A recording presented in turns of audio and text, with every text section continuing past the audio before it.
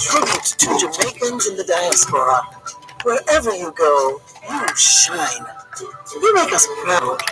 Despite our challenges at home, you never give up on us.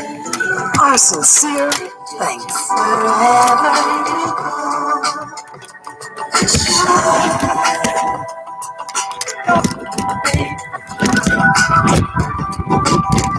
need to know.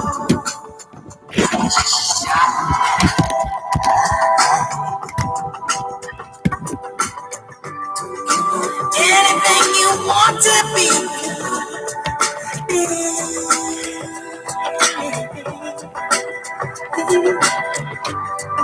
Cause you give me hope. Shine. Oh, shine. Shine like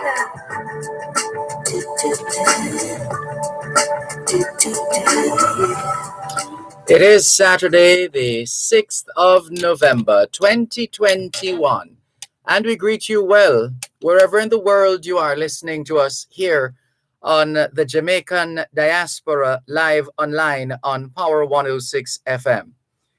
The program delights in celebrating, highlighting, promoting, and otherwise showcasing what can happen when Jamaicans at home join hands with Jamaicans abroad.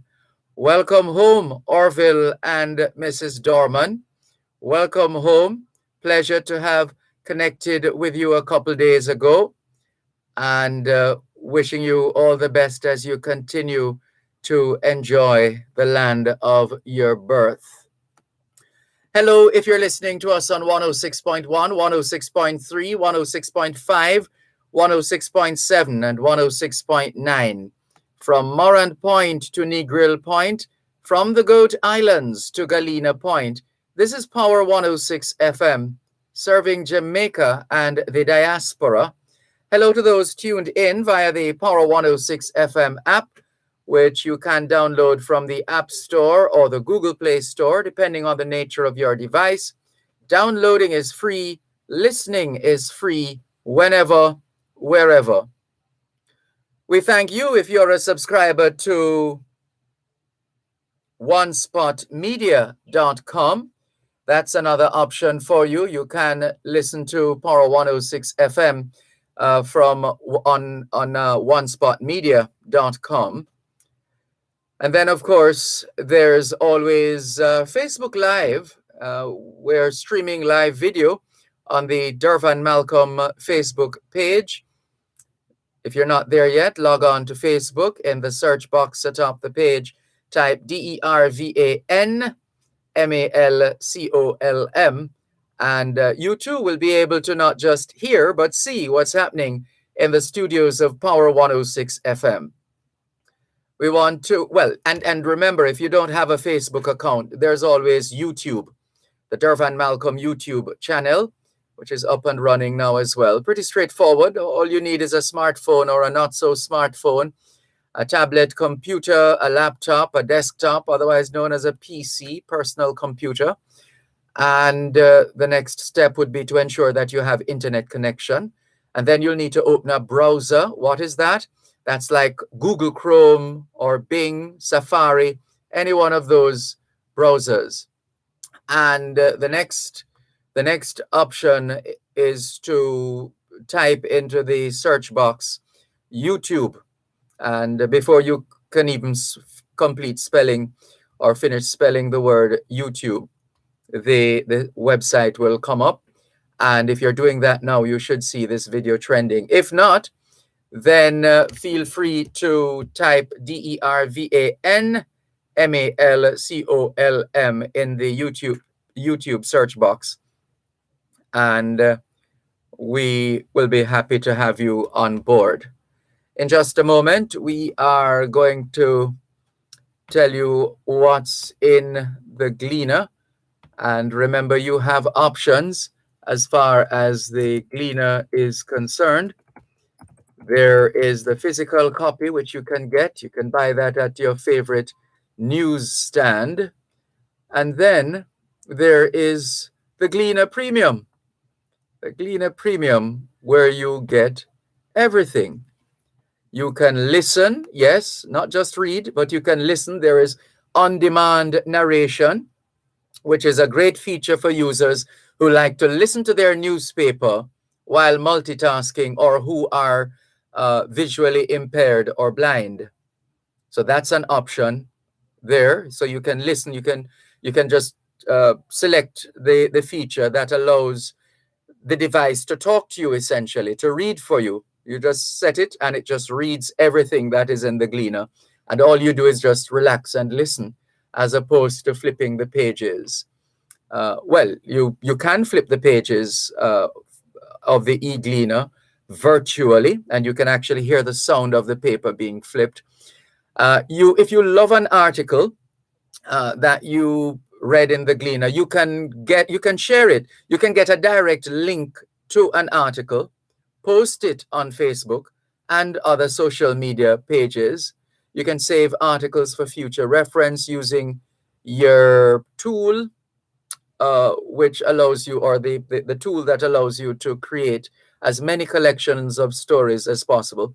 You can also read offline, so you don't need internet service necessarily, because all you need to do is to download your digital edition of the e-Gleaner on your mobile device.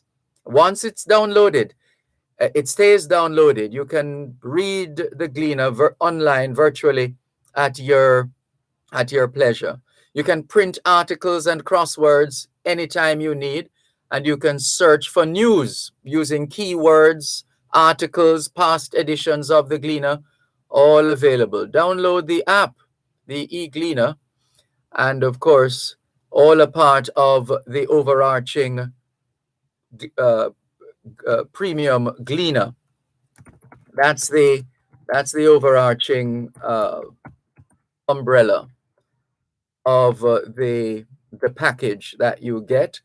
The Gleaner Premium, you can choose how you pay. There's weekly. In other words, you can choose to pay every week, every month, quarterly, annually. You have options, and with the Gleaner Premium package, you get you get special access designed to provide a seamless user experience with member-only add-ons, uh, affordable packages that you can sign up for, exclusive content, premium content, uh, and we could go on and on and on. But let's use the opportunity now to give you an idea of what's in today's Gleaner. The front page. This is for Tony with an I. Grieving mom dedicates degree success to dead daughter. No doubt that one will pull at all of us, or heartstrings. We can just imagine the emotions. We can just imagine. And other stories in the Gleaner today. Gunman slain, cops wounded in Portmore firefight. That's another of the stories. There's a picture of a funeral service underway. A military bearer team carrying the coffin after the funeral for former Secretary of State Colin Powell at the Washington National Cathedral in the United States on Friday. Powell, who was of Jamaican ancestry, died at the age of 84. Condolences once again to the family. Traffic law amended despite opposition protest. Lawmakers tussle over speed, motive amid fine foul-up. All of these you can read more in the Gleaner. Early Christmas for Children's Home as beauties bring cheer. Powell hailed for leaving footprints to follow. As face-to-face resumes, parents in race against time with tailors. And that's something. I was listening to Real Business with Ralston Hyman and Dr. Andrea Sutherland, and they were talking about remittances being down for the month of September compared to September last year. And I was saying, well, I didn't hear, unless I missed it, I didn't hear any reference to it. The reasons were attributed. Two reasons were given. One, the failed bid by Biden to keep the stimulus going. And there was another reason that was given, which escapes me at the moment, but never any mention that last year, the activity for back to school or leading up to might very well have been a factor in the whole scheme of things. In other words, normally at September time or close to September and running right into and even after the month of September, you would have parents, guardians here in Jamaica, and obviously family members in the diaspora who are sending funds to buy the school uniform, the shoes, the bags, the books, all of that. So normally, September would be that busy in terms of spending and spending not just money here in Jamaica, but money coming from overseas. But I didn't hear that in the discussion. Perhaps another time. Stamping out crime is not a 5K. Government senators push back at talk of SOE public relations. We're not animals. LGBTQ community, LGBTQ plus community appeals for compassion from mental health practitioners. Cops accuse judge of abuse in police handcuffing spat. Man held in Spanish Town as cops seize ammo, as in ammunition. And there are good news stories. NCB Foundation's Adopt a School program renamed to honor Stuart Reed. Panel discusses relevance of Black History Month. That's coming out of, that's the Gleaner marking 70 years in the UK with 3-part webinar series. Shaw targets Aki for US market. Demonstrators, deportation, flight, and act of terror. And the editorial, why are the gangs thriving? Are they really? Seriously? That's for another discussion, maybe for another time. But I don't know. There was a time when they were doing much better than they're doing now. But anyway, another time. Thank you, Sergeant Brooks and Inspector Amos. Letter to the editor. Portmore Parish or model municipality is the question of the letter of the day. The world needs statesmen. Oh yes. West Indies team selected out of Old MacDonald's farm. That's harsh. Tony and the Hole in One. Tony Dale's contribution this week. Leaders of smaller islands stand up amid climate destruction and unkept promises. Departing Moore says PNP will remain in control of Westmoreland Municipal Corporation. That's Bertel Moore. Police valedictorian on a mission to become fully self-employed. NSWMA launches major waste management project in Hanover. Will JFF president resign? Is the question of the lead story in the sports section of the Gleaner. Dot ball danger, another. And horse racing is featured. So too, cricket stats rebuilding with a young team. That's football. And their coffee on a roll with the harder they fall. D Brown sits on top of iTunes chart. Transform your roof into a livable outdoor space is a living feature, Saturday Living section of the Gleaner. And that is essentially what's in the Gleaner. You're listening to Power 106 FM. The time is now 15 minutes past 6 o'clock in the morning here at Broadcast House 32, Lyndhurst Road, Kingston 5, St. Andrew, Jamaica, which means it is 11:15 a.m. in London, England. The following is a public service announcement from the Ministry of Health and Wellness. The Ministry of Health and Wellness invites members of the public to attend a vaccination site on Saturday and Sunday, November 6 and 7, to receive their first or second dose of the AstraZeneca, second dose of Pfizer, or the single dose of the Johnson & Johnson vaccine. The following are the sites for Saturday, November 6. St. Catherine, 9 a.m. to 4 p.m., Linstead Anglican Church, St. Jago Park Health Center, Old Harbour High School, and Portmore Hart Academy.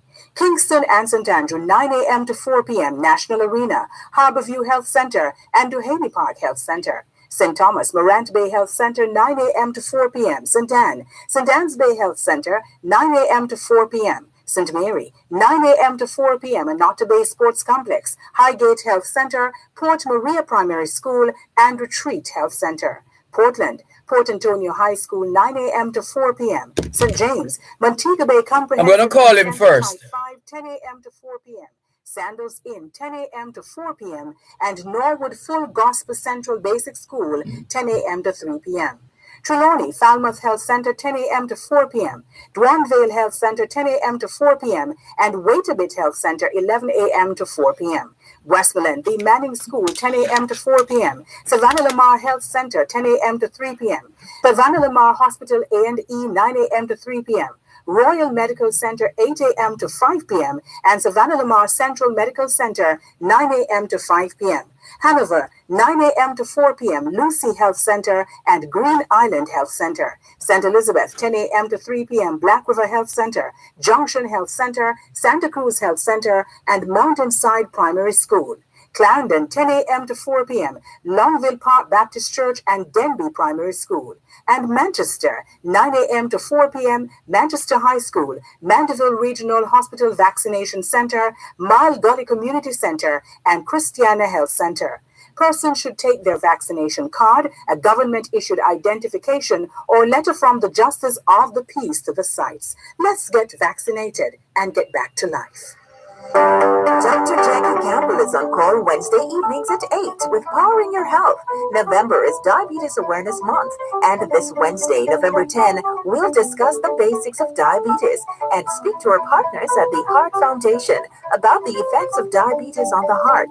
Tune in and hear an exciting, healthy conversation with Dr. Jackie Campbell as she focuses on types, causes, symptoms, and testing for diabetes. Powering Your Health is brought to you by 6 West Medical, 6 West Street, Old Harbour, St. Catherine, PA Benjamin, a trusted name for over a century. National Health Fund, your partner for healthy living. Jamaica Plumbing Supplies Limited, Let's Save Water, Wellington Dental, 57 Wellington Street, Spanish Town, Benson Pharmacy, 11 Main Street, A2 Old Harbour, and Daisy Health Technology, monitoring health to blossom. That's Powering Your Health this Wednesday, November 10 at 8 p.m., only on Power 106 FM. Wherever you go, in tribute to Jamaicans in the diaspora, wherever you go, you shine. You make us proud. Despite our challenges at home, you never give up on us. Our sincere thanks. Wherever you go. Thanks a lot for staying with us here on the Jamaican Diaspora Live Online on Power 106 FM. I'm Dervan Malcolm. Let's greet those of you who have made the sacrifice. Indeed, it is a sacrifice to get up this early to be with us on the Jamaican Diaspora Live Online on Power 106 FM. Hello to, well, we did say hi to Orville Dorman and welcome home, Orville and Mrs. Dorman. Beverline in Toronto, Canada says, good morning from La Belle Province, Montréal, Quebec. Cool in Montreal, she says. Good to know. Beverline in Toronto, Canada. Orville Dorman says, a blessing and honor. Jennifer Stewart says, good morning, Sir Dervan and everyone listening. Morning, Jennifer, and all those on Q Road in Kencott in East Central St. Andrew. Ambleton Ray, greetings, brother man Dervan, he says, mark me present, me there for the educational, inspirational information. Lodge up yourself, 100, guidance. Thank you very much, Ambleton Ray, for your greeting.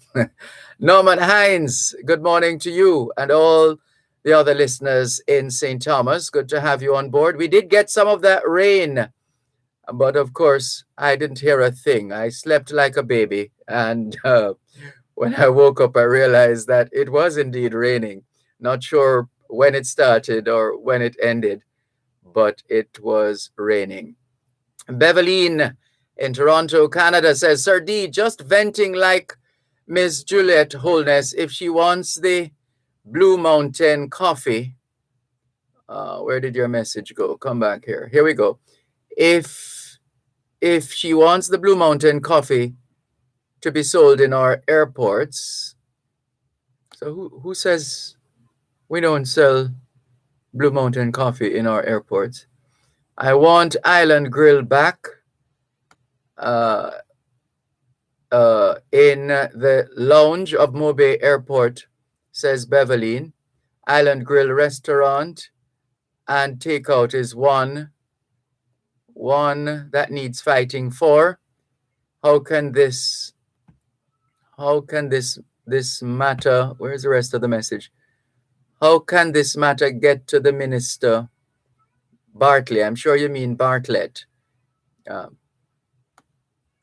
You could call the Ministry of Tourism or send a message. Call the communications department of the ministry. I'm not sure. I remember that our airports are operated by private entities, and therefore they have autonomy in terms of the decisions that they make with respect to making shop spaces available or storefronts or store space available. I'm not sure. I hope you're not coming to conclusions on a whim, because we don't know. Well, I don't know. Did I miss a story on that? I don't know of any questionable reason why that operation was brought to a close at Mobay Sangster International Airport. So we would need information, Beveline. If you have information, please share it with us. But on the face of it, it could just be a business decision that was made. Remember, business is essentially it's about making a profit, quite frankly. And if the enterprise is not profitable, in spite of or despite all the efforts, then a decision must be made one way or another. Shines for Life, good morning to you. Sheila Clark Wallace, good morning. Thank you for tuning in. Sheila Clark Wallace says, kindly send birthday blessings to Michael Spicer from PriceSmart, Kingston, coming from Mother Joyce Williams in New York. Well, happy birthday, Michael Spicer from PriceSmart, Kingston, coming from your mom, Joyce Williams in New York. Hello to Joyce Williams and all the other Jamaicans in New York. All things being well, we're hoping to join you in New York next month, all things being well. And having mentioned that, for those of you in Florida, all things being well, next Saturday this time, we should be broadcasting live from Florida. The Jamaica Diaspora Southern USA is hosting its Hall of Fame ceremony at Signature Grand Hotel in Davie, Florida. And we're humbled and honored to have been asked, along with Faye Ellington, to co-host that event in Davie, Florida next Saturday evening. And we will use the opportunity. All things being well, we should be in Florida Friday and broadcast from the Consulate General of Jamaica in downtown Miami, Florida. Then Saturday morning, we will broadcast from the Jamaica Diaspora Southern USA office in inverted commas, because it's essentially a voluntary position, but we'll see, and we'll see how the rest of it goes. So a quick in and out of Florida next weekend, all things being well, and we hope to see you. Inga Gibson, blessings to you as well. Thank you very much for tuning in. Diana McIntyre Pike says, good morning, Dervan and our diaspora brothers and sisters. We sincerely hope that our serious environment problems in Jamaica will be addressed after the assurances and commitments made by the government representatives at the Climate Change Conference. Time for action. Thank you, Diana McIntyre Pike, for your message. Hello to Rose McIntosh in London. She says, good morning, Sir Dervan, and to all in Jamaica and the diaspora. Good morning to you. Yes, it's morning in the UK as well. They're back to normal. Well, the daylight saving time in the US has ended. So now, and in the UK, I beg your pardon, in the UK, that came to an end. Was it about a week or a few days ago? And for the eastern US, the eastern seaboard, and those who are on Eastern Standard Time, they will go back to Eastern Standard Time. They have been on EDT, Eastern Daytime, and now they will go back to Eastern Standard Time as of 2 a.m. tomorrow. As of 2 a.m. tomorrow, they will roll back the clock by 1 hour. So as of now, they are an hour ahead in terms of Eastern Daytime, 1 hour ahead. So it's 7:27 Eastern Time in the US and elsewhere in the world. But as of 2 a.m. tomorrow, Sunday, the 7th of November, they will go back to Eastern Standard Time, which we are always on here in Jamaica. I believe we experimented with daylight saving time years ago. I think, yes, years ago. But we haven't done it since then. A couple more messages before we go to the break and come back with our guest. Beverline says, worth looking into. There is Buck and Burger King, and FYI, the level of the playing field is not level. Beverline, if you have that information, take it to the relevant authorities. But it's hardly going to go anywhere. Even if those you want to hear, it's hardly going to go anywhere else unless you take it up. Give Thalia Lynn a call and let her know how much you appreciate her and her brand, and that you want to play your part to advocate and agitate and whatever other actions you want to take in support of Island Grill, etc. So if you have that information, Beverline, don't rub it in our faces. Just identify the source and play your part, since this means so much to you. Thank you very much. And Inga Gibson says, thanks. Precious. Well, there's somebody by that name online, perhaps. Or just an expression. Maybe just an expression.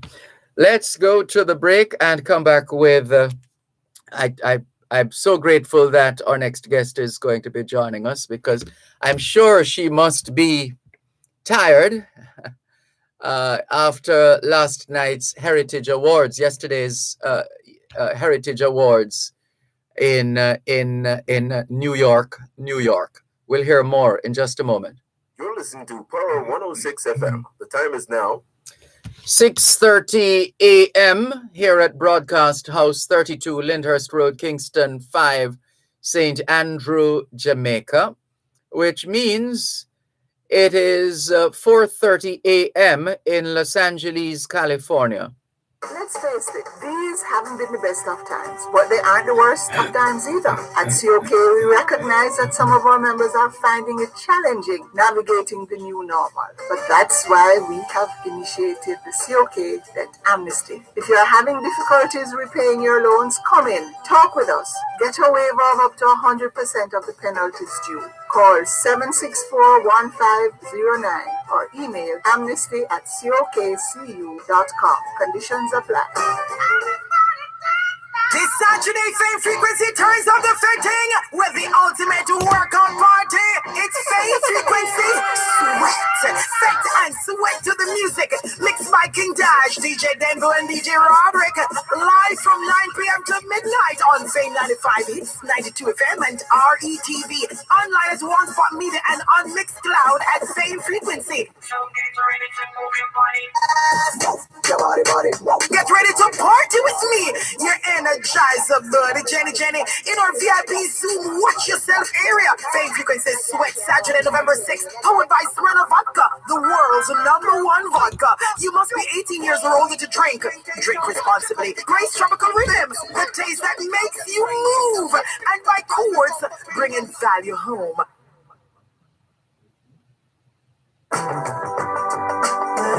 Wherever you go, in tribute to Jamaicans in the diaspora, wherever you go, you shine. You make us proud. Despite our challenges at home, you never give up on us. Our sincere thanks. Wherever you go,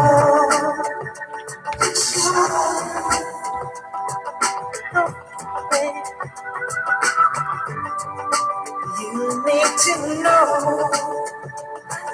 Shine.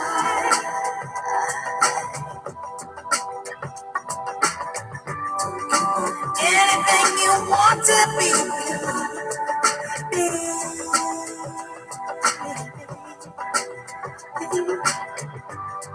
Cause you give me hope. Shine. Oh, shine. Shine like that. Thanks a lot for staying with us here on the Jamaican Diaspora live online on Power 106 FM. I'm Dervan Malcolm. As we indicated a short while ago, yesterday marked a significant day in terms of celebrating the work of Jamaicans in the diaspora, more specifically in the Northeast.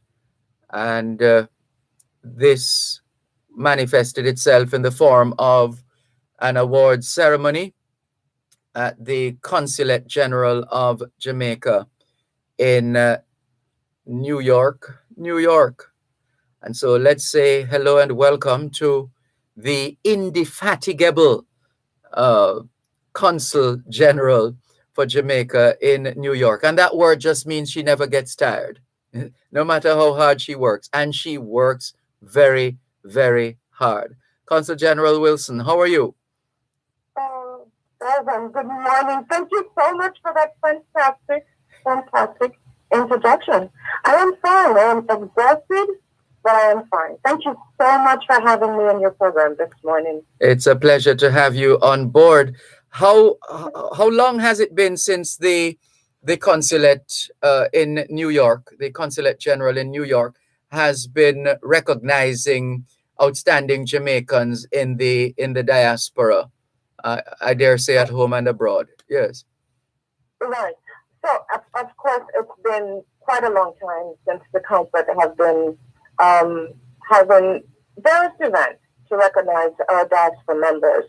However, it has been only 8 years so since the consulate has been hosting the Consul General Heritage Awards. And so the Consul General Heritage Awards was implemented by former Consul General Herman Lamont, 8 years ago. So this is my third year. You'll recall that I became the Consul General in August of 2019. Yes. And so, of course, every year around Heroes Weekend is when we normally host this event. We had a tight schedule for this year, and so we had to kind of push this a little bit into November. But of course, I'm so grateful to you, Dervan, and all National for just stepping up and helping us to ensure that this award ceremony continues and it was actually a very, very good function last night. I know you were on. I've been receiving tons of messages that this event, was a success, and I dare say so myself, but I thought it was a fantastic event. Yes. How are honorees arrived at? What's that decision-making process like in determining who to recognize, who to celebrate, whose work to highlight? Right. Fantastic question. So we have an internal committee at the consulate that I put in place prior to my becoming the Consul General. I honestly can't tell you how former Consul General Lamont, former Consul General Trudy Dean arrived at, picking the awardees. However, what I did was put a committee in place, internal committee in place. I have several committees, actually. I have an investment committee, a heritage awards committee, an independence committee, and so on. And so I stay very connected to members of the diaspora. We're responsible for 32 states at the Consulate General in New York, so it's a bit difficult. But I stay very connected to our diaspora members, and the list this year was a long one. I think we had well over 30 persons in the diaspora that went above and beyond the call of duty to assist with various initiatives such as the laptop, tablet drive, assist with our nationals that were stranded, whether they donated funds to help to pay for their meals or hotels or, medicine or such alike. So we of course, combine the list every year since 2019, and then around, say, June, also we start looking at the list to narrow it down. We don't want to, we're trying not to have the list, of awardees not to be too long. This year it was a little difficult, so we got 12. Last year, I believe we only had 8. And next year, of course, we already have a list in place for next year because we have still so many persons that deserve these kind of recognition. So it's the committee internally that we have, that assists us with identifying these persons. For those who weren't able to join last night to watch and listen to the Heritage Awards of the Consulate General of Jamaica, what did they miss? Who were some of the awardees?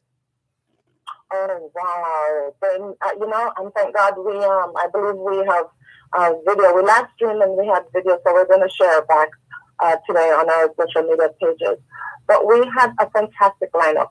We had persons such as Mr. Gopal Berger. Mr. Gopal Berger hails from St. Thomas, Jamaica, and Mr. Berger is a debt capital market attorney here in New York. He also has an office in Washington as well. And he is what I like to call a gentle giant in our diaspora. Mr. Berger works on pricing most of structuring most of the capital market transactions that we see. For example, Wells Fargo just priced a bond for $1 billion. And that was Mr. Berger that helped to structure the legal aspect of that deal. He's now currently working on structuring a global green bond. We also have Mr. Dennis Hawthorne. I think a lot of our Jamaicans know who Mr. Dennis Hawthorne is. He is the man that ships everything to Jamaica. Yes. Your Christmas barrels and your motor vehicles when you purchase them from the U.S. and so forth. Mr. Dennis Hawthorne has been a staple in our diaspora for well over 30 years. And of course, he is the go-to man to sponsor everything in kind, and whether it's in kind or financially. We have Mr. Hezbollah Smith, and Mr. Hezbollah Smith is now the chief of the fire chief in Virginia, is it? Yes. And he is an amazing gentleman. I remembered about 6 months ago, I called him and I said, our firefighters in Jamaica need some equipment. And so I'm calling on you to help me to source these equipment. And Dervan, I was expecting him to say, well, let me think about it. He said his response immediately was, Consul General, get me a list of what the firefighters in Jamaica need, and I will ensure that I secure the equipment for you. The only thing that I'm asking is that you figure out how to get them to Jamaica. And of course, we have Mr. Dennis Alton that was able to do that for us. Yes. We have Mr. Philip Furtado. Mr. Philip Furtado, again, is actually similar to Dennis Alton, has a shipping company in New York. He shipped for us over 5,000 tablets back to Jamaica this year. Whoa. Free of cost, right? And we have a young man that a lot of persons in the diaspora don't know about and should. Mr. Dervan John. Mr. Dervan John is a transplant specialist at Westchester Medical Center. Just most recently, maybe about 4 months ago, I contacted Mr. Dervan John. We had a gentleman at UA Hospital that needed a liver transplant, a 19-year-old that needed a liver transplant. And he was in bad condition. And of course, we don't do transplant surgeries in Jamaica. And I reached out to Mr. Dervan John to see if Westchester Medical Center could assist in bringing this young man to New York at their expense, of course. These type of surgeries, Dervan, cost well over $250,000 US.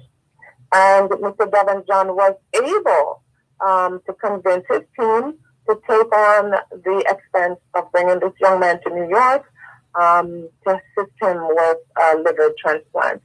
We added a new component this year to our Heritage Award, and that's the reggae. Of course, reggae is a big part of our culture. And so we added the reggae component. And so the two reggae awardees this year was, of course, none other than Mr. Rexton Gordon, otherwise known as Shabba, and Mr. Wendell Benito Edwards, and that's the singer known as Egyptian. I see. And have you exhausted the list, or are there more? No, we have Mr. Harbel Singh. Yes. Mr. Harbel Singh is the country manager for Jamaica National Service. Yes. J.M. Money, everybody knows J.M. Money. Yes. And of course, J.M. Money is also, one of those entities that we always lean on to help us in the diaspora with all kinds of financial assistance at the consulate. And we have a young man that I'm so extremely proud of. Mr. Dominic McKenzie. Mr. Dominic McKenzie is a media anchor at Spectrum News in New York, a young man that we're going to hear a lot about in the coming years. And then we have as well Mr. Chris Roberts. He has a restaurant in Queens that is at the door. Mm-hmm. Yes, we know it well. Yes. And last but not least, we also had Mr. Oswald Reed from Iberia Foods. They import a lot of our food items that we see on our shelves here in New York from Jamaica. And Mr. Oswald Reed and his team are the ones that assisted us with feeding a lot of our nationals that were stranded during the pandemic when, of course, Jamaica was under lockdown and they had no way to get back to Jamaica. And then last but not least, also, we had Mr. Sean French. Mr. French, very humble young man. Sorry, can you tell us about Mr. French right after the break, please? Listeners, we're happy to have as our guest Consul General Alcyon Wilson in New York, Jamaica's Consul General in New York, filling us in on yesterday's award ceremony, the Heritage Awards held at the Consulate General in New York. You're listening to Power 106 FM. The time is now 15 minutes to 7 o'clock in the morning here at Broadcast House 32 Lyndhurst Road, Kingston 5, St. Andrew, Jamaica, which means it's 7:45 a.m. in New York, New York. Shop at Stewart's Hardware and Home Center for your business and home improvement. They offer plumbing, electrical, paints, lawn and garden, lumber, cement, and all your remittance needs. Visit 56 Manchester Avenue, Mayfair, 82 East Street, Old Harbor, Winston Jones Highway, Mandeville, Longville Park, and Lionel Town. For more information, call 876-986-9100 or 876-745-2478. Stewart's Hardware and Home Center, building values. This Saturday, Fame Frequency turns up the fitting with the ultimate workout party. It's Fame Frequency. Sweat, fet and sweat to the music. Mixed by King Dash, DJ Denver, and DJ Roderick. Live from 9 p.m. to midnight on Fame 95 Hits, 92 FM, and RETV. Online at One Spot Media and on Mixcloud at Fame Frequency. Get ready to party with me. You're Energizer, buddy. Jenny in our VIP Zoom Watch Yourself area. Fame Frequency Sweat Saturday, November 6th, powered by Smirnoff Vodka, the world's #1 vodka. You must be 18 years or older to drink. Drink responsibly. Grace Tropical Rhythms, the taste that makes you move. And by Chords, bringing value home. The following is a public service announcement from Power 106 FM. Jamaica. Each wave of the COVID-19 pandemic, with the added danger of variants, has brought unprecedented pressure on public resources. Our hospitals and healthcare workers at breaking point. Our economy battered, families in mourning, and our children face an uncertain future due to learning loss. In this race against COVID-19, we must stay in it to win it. We must continue using techniques that can help to beat the virus. Follow COVID-19 mitigation measures, including wearing masks, sanitizing, 6 feet of physical distance from others, and on this leg of our relay, we can win with vaccination. These safe and proven vaccines can make the difference against COVID-19. And now that vaccines are in supply, let's get vaccinated so we can get back on track and keep winning. The finish line against COVID-19 is in sight. And with true Jamaican determination, we can all have the victory. Brought to you by your friends at Power 106 FM. So we ain't giving up, no. We put up a fight. We got to be ready. Cause God's in it, treated. Just said, don't you worry. Wherever you go.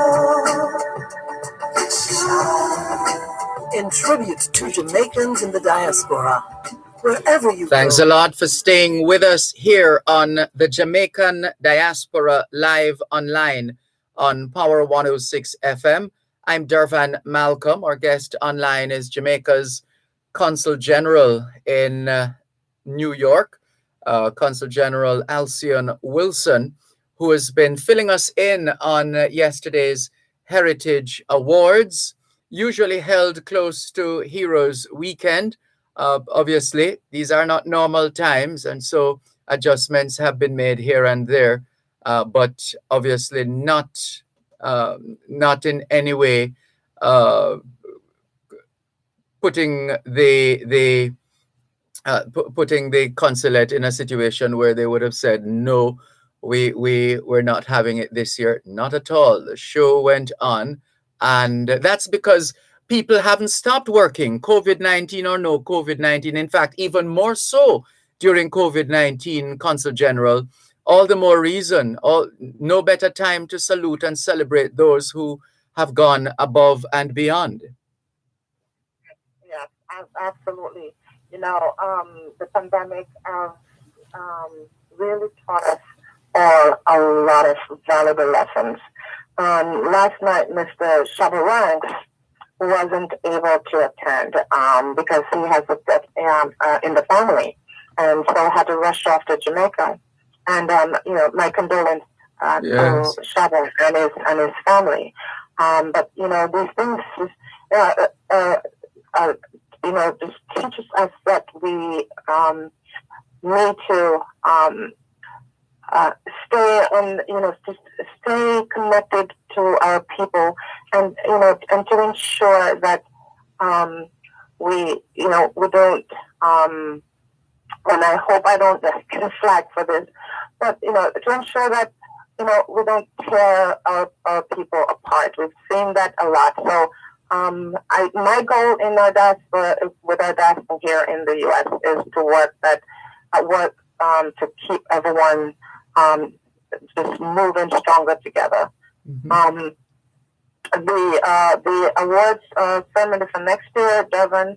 Hopefully, we had so many persons this year that had me emailed, called us, wanted to attend our event last night, and we just couldn't accommodate. We had to cut the list down. Everyone had to RSVP, but we had well over 250 persons, and we had to cut the list down to, because of COVID-19, just to a certain amount, hosting a certain amount of persons. So for next year, what we plan to do is, take the award ceremony outside of the consulate. So we'll have a large space, where we are able to accommodate more persons. Mm-hmm. And that is going to be quite significant, because next year is Jamaica 60. Yeah.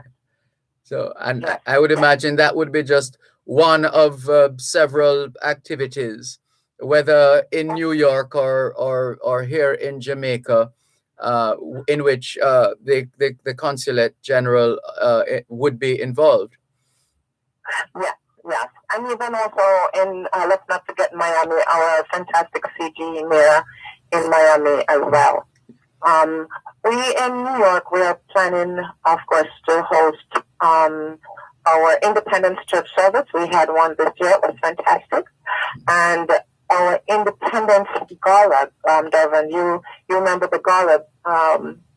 We, of course, because of COVID-19, did not have the gala this year, and we didn't have it last year. True. As well. And I believe the year before we did not have the gala. Mm-hmm. We had planned on hosting it this year, but COVID-19 prevented us from doing so. So next year, of course, Jamaica's 60th, we are going to bring back the gala in fine style. And before time runs out, you were about to tell us before the break of another of the recipients. I think you were on the last one. Yes. Mr. Sean French. Yes. Mr. Sean French. Yes. One of our fantastic. Yes, Mr. French grew up in Lawrence Tavern, and so Mr. French will tell you the story of how hard his life was. Grew up without wearing shoes. I think well into the age of 13 or 14 before he was able to get a pair of shoes. Wear shoes. And today, fast forward to today, Mr. French owns 9 Golden Cross restaurants here in the U.S. In New York, New Jersey, and even Florida. And I think he's on his way now to his 10th Golden Cross restaurant. Mr. French, of course, is one of our diaspora members that you can call in to sponsor, anything. But what I really like about Mr. French is, and I call him, I think more times than I should. We get, some of our diaspora members that have been laid off because of COVID-19 have lost their jobs, and they have no means of supporting themselves, with food and so forth. And Mr. French is one of those persons that I've called to help to feed many of our diaspora members that have been displaced because of the virus. Yes. Well, we join you in saluting him and Mr. French and all the other honorees, awardees. Before time runs out on us, Consul General Wilson, what's in order of priority? What's on your list going forward? I heard the Prime Minister at a function some time ago paying tribute to you and other members of the diaspora for the support that you've been giving the children of Jamaica by virtue of the A Device for Every Child initiative. Yes, and we're still the Device for Every Child initiative is still in full swing. Next though is oxygen concentrated generators. You will recall a few months ago we had a situation in Jamaica where hospitals at some points seemed to was running low on oxygen supply. Yes. And so we will be shipping off in short order about 60 oxygen concentrated generators. We have how many did you say? Sorry?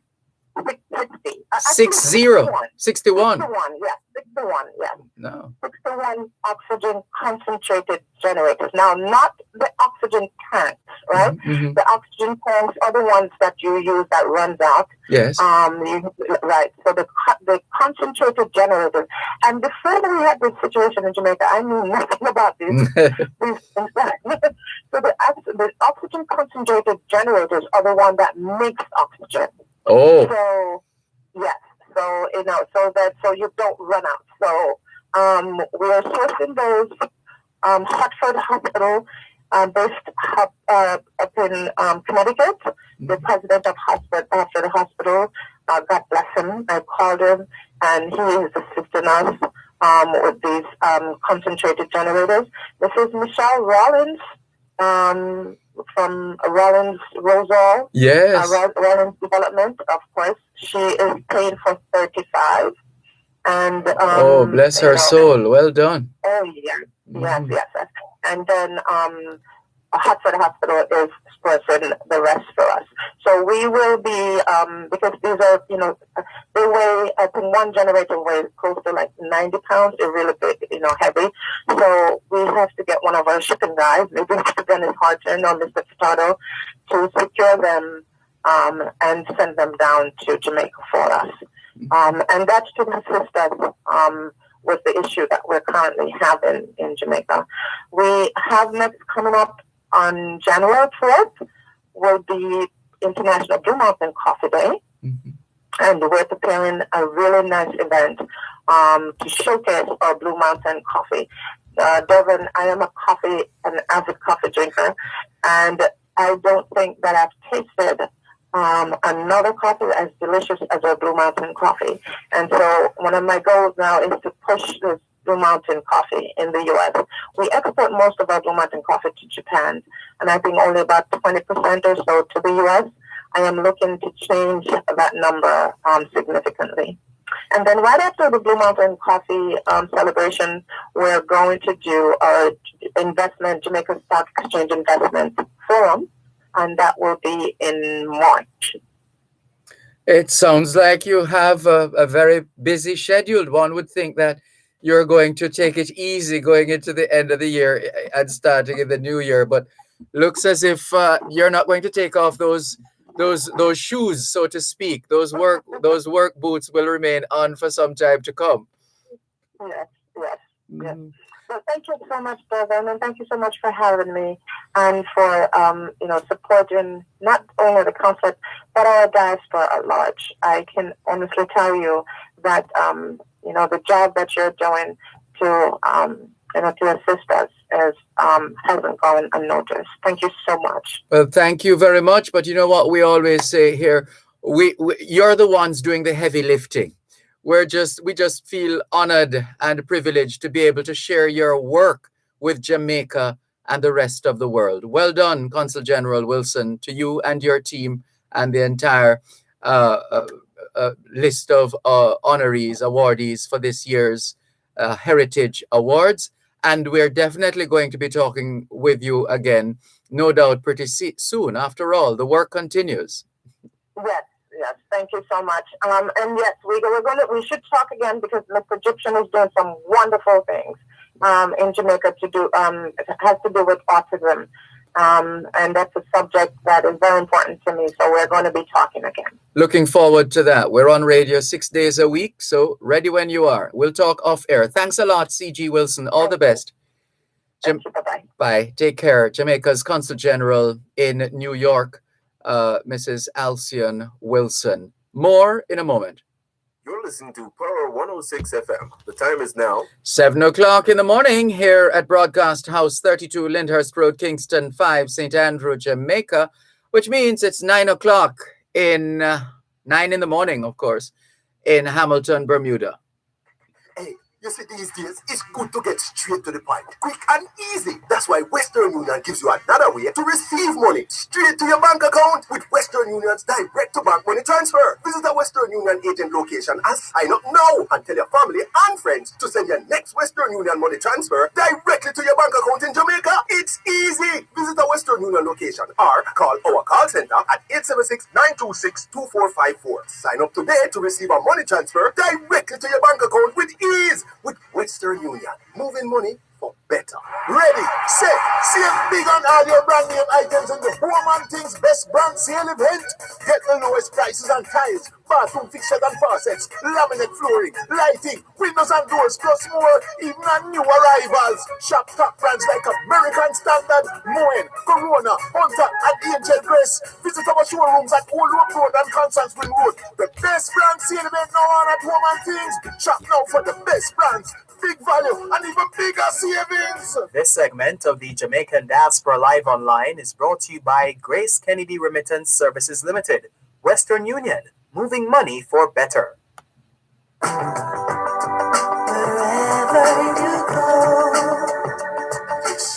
Thanks a lot for staying with us here on the Jamaican Diaspora Live Online on Power 106 FM. Inga Gibson is saying good morning to Jamaica's Consul General Alcyon Wilson, and she says amazing humanitarian. Olga Hollingshead says blessings of the morning to you, Inga, peace and love to you too, Olga Hollingshead. Charlton Chance of the Dental Technical Association, Past Students Association, Florida chapter says good job, C.G. Wilson. Albert in Coconut Creek, Florida says, Mas Dervan, good morning to you and all in the reach of your voice. Good morning, Albert. Thank you very much for joining us. All things being well, we look forward to being in your place, so to speak. All things being well, next weekend we will be in Florida, and looking forward to safely meeting and greeting members of the diaspora and featuring members of the diaspora in the southern United States. Let's give you a bit more on that, as while we try to connect to Dr. Trevor Dixon. We're calling you, but we're not getting you. I see you have popped up on Facebook Live, but not sure what's happening in terms of the connection. But we're having a bit of a setback in terms of trying to get the discussion rolling. But we're still trying behind the scenes. We're still dialing the numbers you shared with us. Listeners, Dr. Trevor Dixon is the founder of Jaja Foundation, Jamaicans Abroad, helping Jamaicans at home. He's an emergency medicine physician at Jacobi Medical Center in the Bronx in New York. And he, along with his team of volunteers,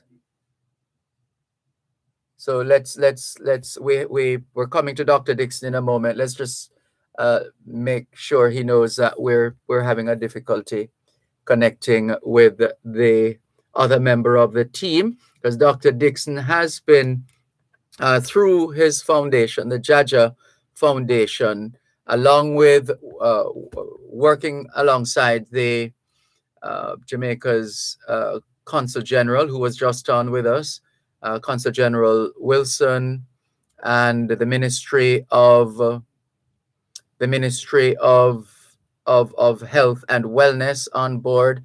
Let's just identify some of the entities who have been on board, because the volunteers, those of you who listen to this program would know that we had been featuring the COVID-19 medical mission, the Jamaica Diaspora COVID-19 medical mission to Jamaica.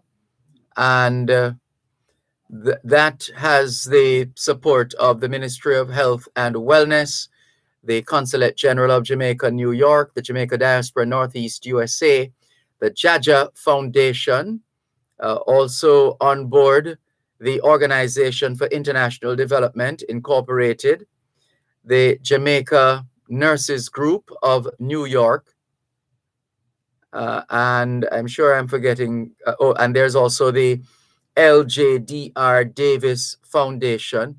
These organizations have all been involved in making the COVID-19 medical mission to Jamaica a reality under the auspices of Consul General Alcyon Roach Wilson, OD, and they have been doing 7 to 10 day, or the plan is to do 7 to 10 day rotations in Jamaica. Uncle Sid from Base FM in New York, greetings, I beg your pardon, in the UK, greetings to you. And also joining us is, Road Ashmel, who says, that lady I do better than the government of Jamaica right now with the oxygen machine. We something another. In other words, I think he's saying we should have her coming to Jamaica, or doing well. She's impacting Jamaica from the position of Consul General. We can impact Jamaica in so many ways. We don't all have to do the same things. We, in our own way, can make a difference. Thank you, Road Ashmel. Inga Gibson says, well, they're having some crosstalk here with each other. We'll just allow them to continue. As we continue with the program, the Jamaican Diaspora Live Online, let's get an update now on the COVID-19 medical mission to Jamaica. Here's Dr. Trevor Dixon. Dr. Dixon, thank you. How are you? I'm fine, thank you, Dervan. How are you? I am fine, thanks. Welcome. How are things going since the last time we spoke? Please give us an idea of the nature and scope of the work that has been done so far, ground that has been covered so far, what's happening now, and where you're going. I'm deliberately throwing in those multiple questions because I know you can deal with them. So let's take them one at a time. What's the very latest as far as this COVID-19 medical mission to Jamaica is concerned? Well, Dervan, we have a new set of volunteers coming in this weekend. Many of them are waiting on their negative COVID test before they can hit the ground running, as I would say.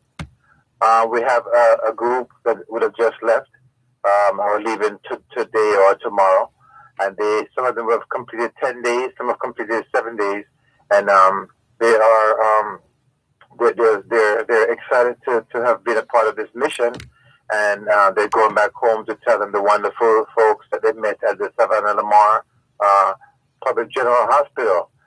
I had a indescribable week, but I saw that you had the Consul General Wilson on. She's doing a tremendous job. I don't know how she finds the time to get all these different things done, but she has guided us through this process of giving back to Jamaica. So I wanted, shout out to C.G. Wilson right now before we go any further, and just say all the leaders in the diaspora, Karen Dunkley, and of course Brother Powell, they have spearheaded this thing, and I put the burden on, of course, Karen, she is from the other foundation. She's actually the on-the-ground coordinator, making sure the flight gets in, making sure the flights get out, making sure the paperwork get in, making sure the paperwork get out, and all the other issues, that comes with a mission of this magnitude. So Karen Shields of Jada Foundation, you really have to shut her up because, I'm sure she's up now on the computer doing something, and that's who she is, making sure COVID tests are negative and hoping that there's no positive COVID test, which we don't expect any to be, but, she's the person who would have to deal with all that stuff. As far as South Lamar Public General Hospital, we had almost 2 weeks now of interaction. I personally had about 2 weeks interaction with the staff there at South Lamar Public Hospital. Dervan, it's indescribable, like I tell you, the human stories that are in there. The hard-working doctors and nurses, when you see doctors and nurses say they come from South Lamar Hospital, please take your hat off to them and say thank you for your service to Jamaica. They don't complain. We're in there sharing ideas. I round with them every day just to share ideas and different approaches to how we handle medicine, and they appreciate it. I learn from them, and they learn from us, and this is what we've been asking for many years. Some, real collaboration with Jamaica's public hospital. So I'm glad that we were able to make that connection. Unfortunately, it's COVID-19. The numbers are somewhat down in Jamaica, but I don't know if you heard Minister Thompson yesterday said, he's expecting possibly another wave, a fourth wave, because of the low immunization rate that currently exists in Jamaica. So we're encouraging people that let's avoid this another wave by getting immunized. Jamaica's numbers are still very low, and low numbers of disease will not provide what's called herd immunity. So we're asking every Jamaican, go to your health center. Almost every health center on the island, you can access, or public hospital, you can access vaccination. So we want everyone to go out there and get vaccinated. What can you tell us about the field hospital? Did I hear on the news that has been delayed? Well, we anticipate that these things sometimes will get delayed. It takes a lot to put together a field hospital. When I first arrived, I see that the base, the foundation for the hospital was in place, and there were some what you call structural things for the tent were up. And I'm not sure exactly what process they have to go through to get it to where it needs to be, but they have definitely done some work as far as the field hospital is concerned, and we just have to hope that it gets done before another possible wave comes in. But I'm sure they'll get it done. Jamaicans have a way of getting things done, when it has to get done. So we don't expect anything less from this project. Remind us of the numbers on the ground right now in terms of the volunteers who are already in Jamaica who have been working as part of the COVID-19 medical mission to Jamaica. It's been about 2 weeks, and we would have expected that we should have had at least 10 to 12 volunteers who would have actually came through the hospital at some point or the other. We had an advanced team that came through, and then we have active workers over the past 2 weeks who've been working with the nurses, ancillary staff. And when we say working, Dervan, many of these people who are coming down are directors of nursing, administrators in their hospitals, nurses and doctors. And what are we doing? We're moving stretchers. We're moving patients to X-ray. We're getting patients on stretchers to get the CAT scan. We're helping changing bedpans. We're lifting patients onto bed and cleaning the stretchers and the sheets. So these folks are just doing whatever it takes to get the job done. And I have to commend them.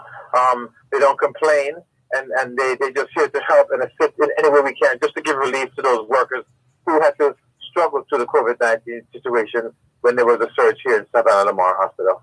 Mm-hmm. What can you tell us about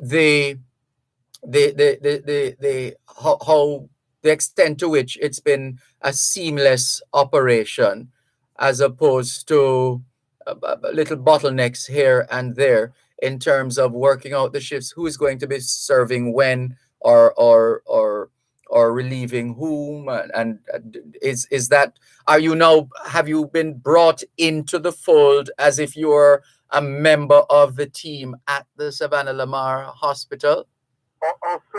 From day one, our Karen Shields, initially, once people were confirmed, once the paperwork were in, she had already, before we even left, had made out a schedule of who's going to be working where, so the hospital would have been fully aware of those individuals coming on board ahead of time. For instance, they knew I was coming in the first 2 weeks, and I was already in there exchanging ideas, giving lectures on ultrasound and different things that would have benefited the staff. So yeah, it's well coordinated. Mr. Shields, Karen Shields, has done a phenomenal job of getting the information out there. Every volunteer is on a WhatsApp thread, and let's talk some more after the break, please. Listeners, if you're just tuning in, Dr. Trevor Dixon is our guest. He is one of the Jamaicans in the diaspora, volunteering his time, energy, and resources in supporting the work of Jamaica's frontline workers in the fight against COVID-19. He's based in Savannah Lamar, or doing work out of the Savannah Lamar Hospital. There's more after the break. You're listening to Power 106 FM. The time is now 7:15 in the morning here at Broadcast House 32, Lyndhurst Road, Kingston 5, St. Andrew, Jamaica, which makes it 3:15 p.m. in Addis Ababa, Ethiopia. Shop at Stewart's Hardware and Home Center for your business and home improvement. They offer plumbing, electrical, paints, lawn and garden, lumber, cement, and all your remittance needs. Visit 56 Manchester Avenue, Mayfair, 82 East Street, Old Harbor, Winston Jones Highway, Mandeville, Longville Park, and Lionel Town. For more information, call 876-986-9100 or 876-745-2478. Stewart's Hardware and Home Center, building values. Ready, set, save big on all your brand name items in the Home and Things Best Brand Sale event. Get the lowest prices on tiles, bathroom fixtures and faucets, laminate flooring, lighting, windows and doors, plus more, even on new arrivals. Shop top brands like American Standard, Moen, Corona, Hunter, and Angel Grace. Visit our showrooms at Old Road Road and Constant Spring Road. The best brand sale event now on at Home and Things. Shop now for the best brands, big value, and even bigger savings. This Saturday, Fame Frequency turns up the fitting with the ultimate workout party. It's Fame Frequency. Sweat, set and sweat to the music. Mixed by King Dash, DJ Dervan, and DJ Roderick. Live from 9 p.m. to midnight on Fame 95 Hits, 92 FM, and RETV. Online at One Spot Media and on Mixcloud at Fame Frequency. Get ready to party with me. You're energize up, buddy. Jenny, in our VIP Zoom Watch Yourself area. Fame Frequency Sweat Saturday, November 6th, powered by Smirnoff Vodka, the world's #1 vodka. You must be 18 years or older to drink. Drink responsibly. Grace Tropical Rhythms, the taste that makes you move. And by Chords, bringing value home.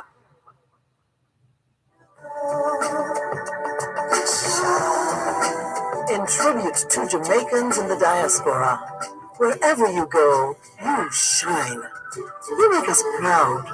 Despite our challenges at home, you never give up on us. Our sincere thanks. Thanks a lot for staying with us here on the Jamaican Diaspora Live Online on Power 106 FM. I'm Dervan Malcolm. Our guest is emergency medicine physician at Jacobi Medical Center in the Bronx, New York, Dr. Trevor Dixon, who's also the founder of the Jaja Foundation, Jamaicans Abroad, helping Jamaicans at home. One of the key stakeholders in the COVID-19 medical mission to Jamaica, which is well and truly underway. Jamaicans in the diaspora who, for the most part, maybe with a little assistance here and there, but for the most part have paid their way to Jamaica.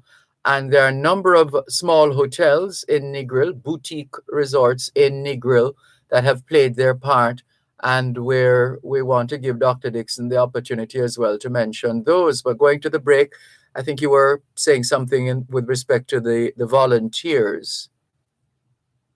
Dr. Dixon? The volunteers. Who is it that volunteer? It takes a special person to volunteer. Okay? First, let me mention that the family members and children and loved ones that they leave at home to go into a COVID environment, knowing that they may end up dead, so to speak, or severely ill. So the volunteers are a special breed of people. They have a special heart. they're kind, and they're brave, and they're compassionate. So my hat goes off to all our volunteers who took the time to come down here to Jamaica. And, to meet that, we said we'll come to Jamaica, and we reached out for accommodation. We reached out to many places, and as usual, the response was not that great. So I reached out to Miss Elaine Bradley at the Negro Chamber of Commerce, because she's been doing a lot of great things down here in the Negro area, and I knew he wasn't too far from South Lamar. And as usual, she stepped up big time. Right now, I'm at Isle Wild on the west end at the cliffs, and I'm looking at a breathtaking view right now at the Negro in the Negro area, thanks to the Negro Chamber of Commerce. They have many hotels, as you said, boutique hotels who participate in this group of hotels. Not every hotel responds, but the ones in the Negro Chamber of Commerce, they step up big time. We're talking about Travelers Hotel, Coca Palm, XYE. I don't know, maybe sure how to pronounce that. XYE Hotel.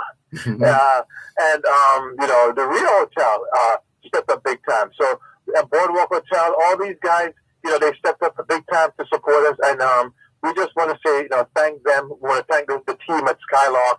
They helped to provide some of the meals for us also. Andre Fowles, that's one of the hotels in his group there. So, I know he's been a guest on your show. So, we're not talking, we're talking A-class accommodation. We're talking about food that's provided by the staff. So, I want to thank everyone for coming together and making this happen. So, the volunteers, they're volunteering their time, and they're sacrificing their lives, many of them. And, it just shows the spirit of Jamaicans who live abroad, who take their pledge to their country, and sometimes take it more serious than Jamaicans who live here on the island. No doubt about that. In terms of the caliber of people, the individuals, these volunteers, how meticulous were you in determining the makeup of the team as a group, as you planned? Is it just general practitioners in the case of the doctors and registered nurses, or is the team more dynamic than that? Oh, it's more dynamic than that. The young lady that should have been on today, her name is Pauline Rose, and she's a nurse out of Florida. She's a registered nurse, and she's been practicing for over 30 years. And she is a specialist in infusion. So what does she do? She specializes in antibodies infusion for COVID-19 patients. That's what she does on a daily basis now. And she came out here to offer her expertise. She should have seen many COVID patients, for instance. And that's just one of the few. I have, as you know, last week we had on Captain Lawrence. She's a captain in the U.S. Army. And she was in charge of the field hospital in Jacob Javits, right there in New York City off the Hudson River. They were there for maybe about a month and a half on the USS Mercy. So she came out here and offered her expertise. So we're not talking, I just graduated from nursing school. None of everything against those nurses. These nurses are seasoned nurses, and they know the importance of giving back to mankind, to humankind. So, that's just a few and there's no one here with less than 10 years experience under their belt. So these are people who understand the importance of good health care, and they know how to save lives, and that's why they're here. Mm-hmm. And for you, on a personal level, to what extent have you had an encounter or encounters as you have been serving as part of this COVID-19 medical mission that have led to some kind of introspection, or just generally moving, touching, inspiring, and anything in particular? Well, me, I've spoken to the staff, and I have met nurses from Northern Kirby University's nursing students, and they sit there and they says, "Wow, you came all the way to Jamaica to help us?" And I look at them and say, "You know what? Yeah, we do that because this is what we expect of you. We expect for you to give of yourself when you become a nurse, or we see some of the medical students there also, or we try to impart on them the importance of the noble profession in which they're taking up. We also met with some of the nurses, some of the doctors who were afflicted with COVID-19. We had doctors who had COVID-19 because they were in the first wave in September, October, August, September, October, and we were afflicted with COVID, and we just shared some of their stories. Some of their stories were more tragic. Some of them were simple cases of COVID. Some of them didn't know they had COVID-19.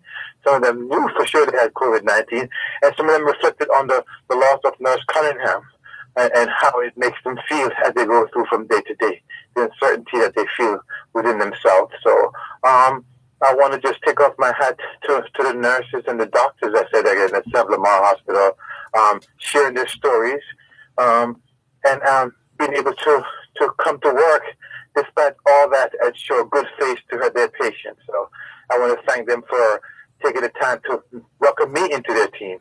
So those are the things I reflect on, and I will reflect on for the rest of my life coming on this mission. And going forward, as we get ready for the arrival of the next batch, the next team of volunteers for the COVID-19 medical mission to Jamaica, are you on schedule, on target? And for how much longer will the team of volunteers be rotating positions in and out of the hospital? Well, we will be finished up. This mission will wrap up sometime around December 15th. But we're always on time. We get to work on time. We were fortunate to get a minivan from Budget Car Rental, Stewart Group, over there in Kingston. They were able to give us a vehicle for 3 weeks. Who does that? They gave us a 14-seater van so we can move to get our workers on time to work, our volunteer workers on time to work. It also assisted in picking up people from the airport. St. Lamar Rotary Club in St. Lamar has stepped up big time. They do almost all our transportations, but in the event that someone is coming or have to go somewhere, I have this minibus that I can go and pick somebody up in that event. But the St. Lamar Rotary Club has done an exceptional job with that. And when I leave, when the judge of volunteers, Andy Roberts, he will become the Uber driver, so to speak.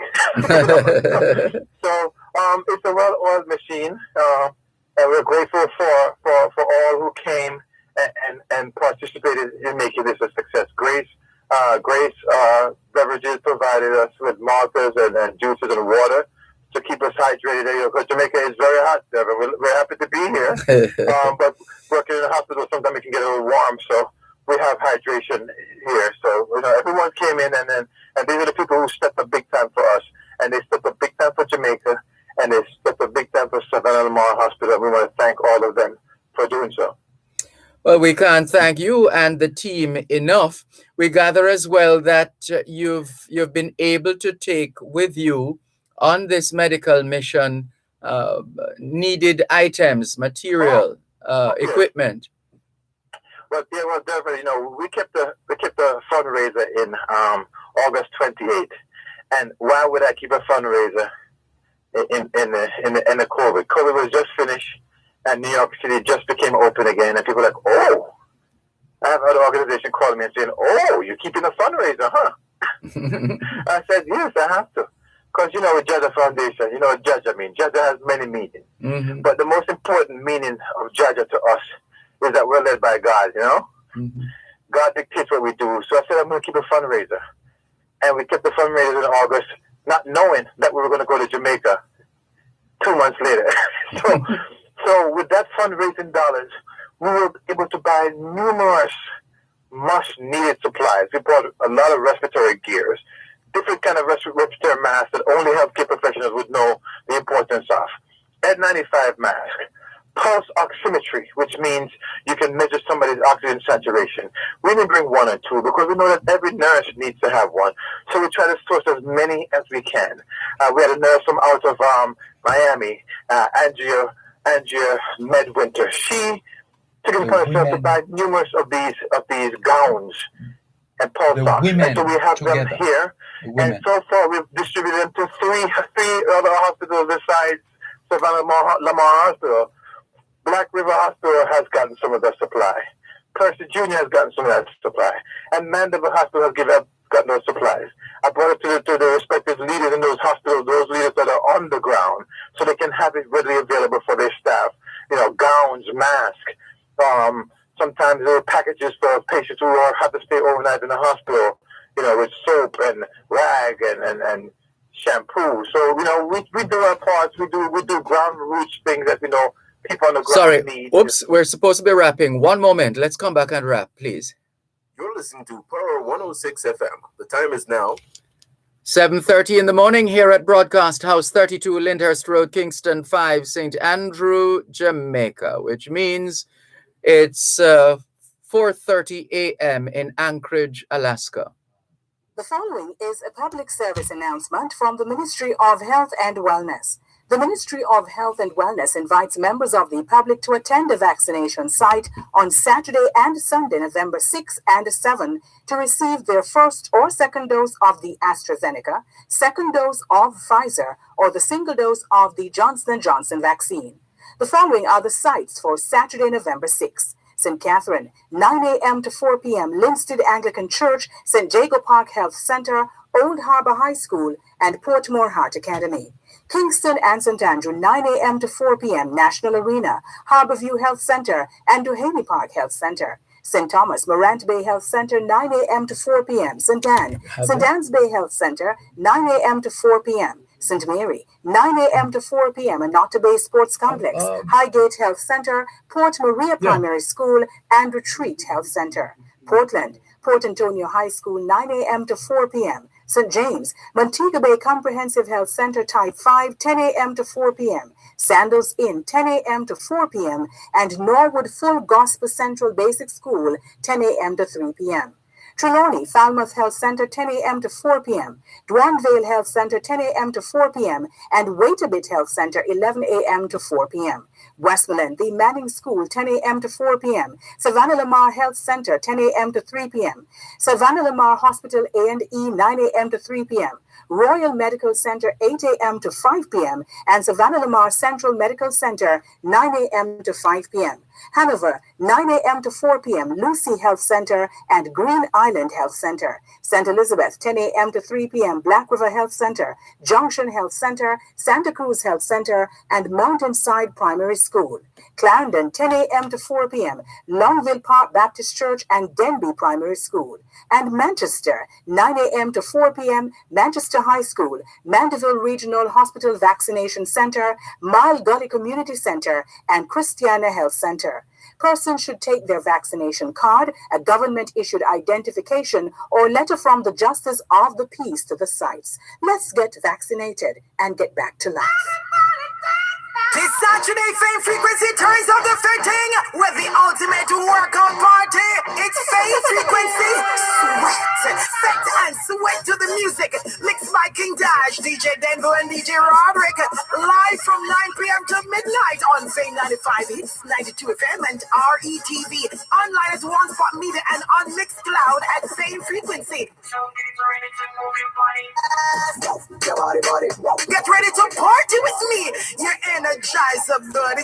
Jenny, in our VIP Zoom Watch Yourself area. Fame Frequency Sweat Saturday, November 6th, powered by Smirnoff Vodka, the world's #1 vodka. You must be 18 years or older to drink. Drink responsibly. Grace Tropical Rhythms, the taste that makes you move. And by Coors, bringing value home.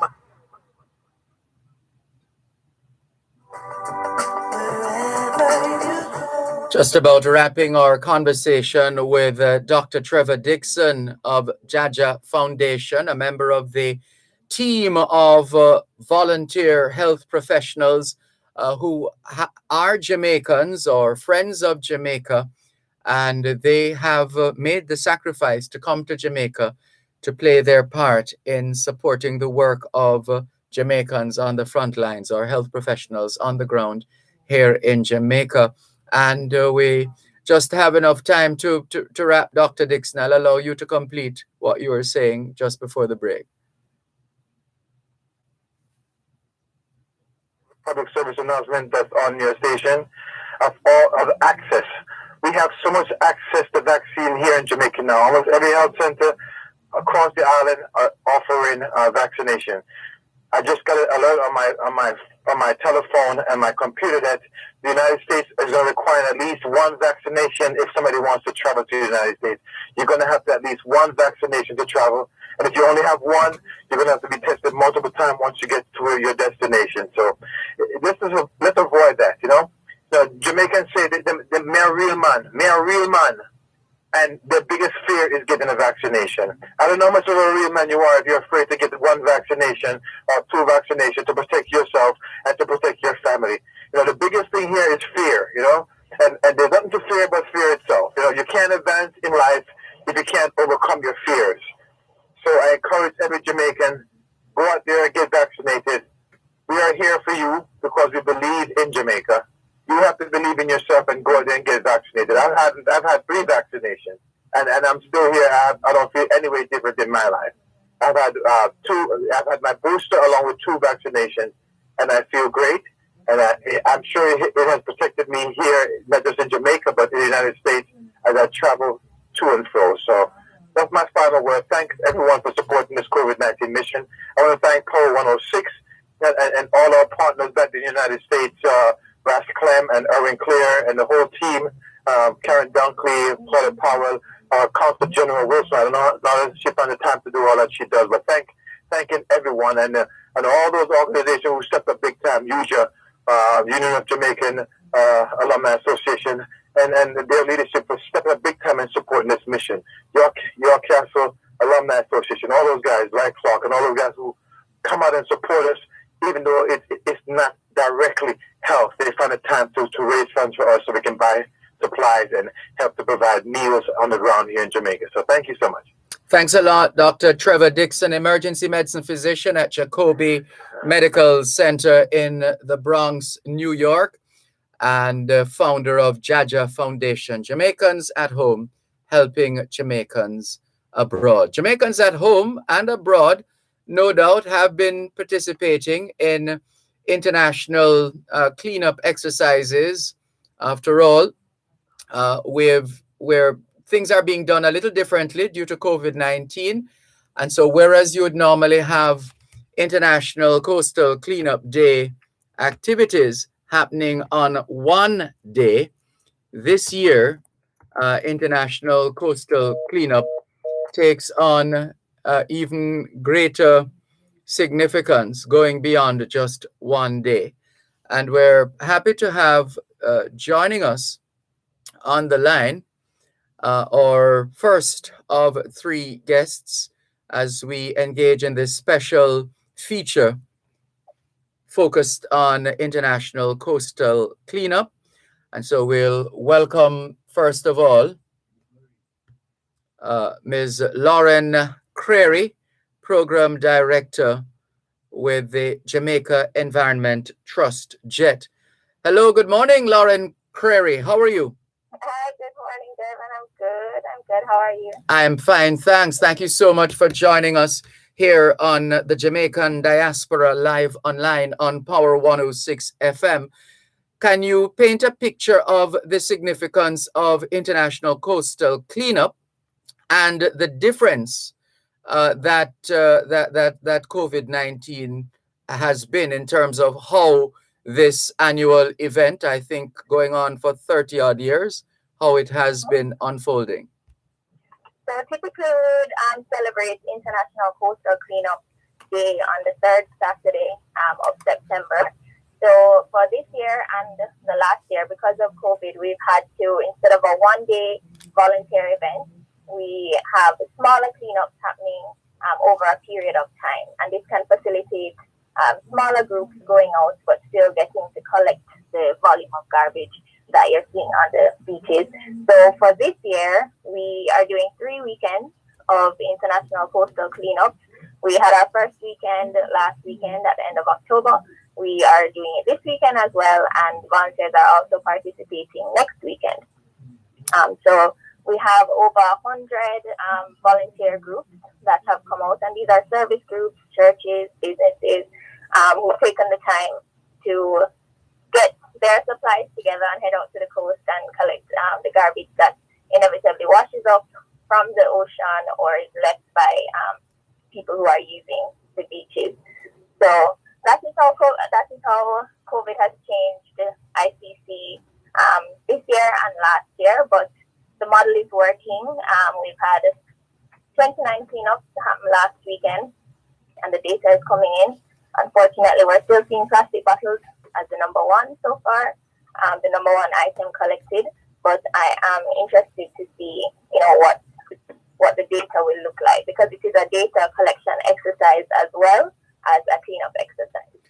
Go into that a little more so people can understand that this is not just what we used to sing as children. I don't know if in your time you had this song, bits of paper, lying on the ground, pick them up, something like that. Make the place look tidy. It's more than that. I mean, yes, we should have fun doing it, but this has to be documented and not just kept to ourselves here in Jamaica, but it's shared globally, isn't it? Yes. So we have our standard data cards that we get from one of our donors, the Ocean Conservancy, and we fill out this data card as we collect garbage, and it kind of just categorizes the garbage. So how many plastic bottles, how many paper cups, and so on. And this information is very important for public awareness.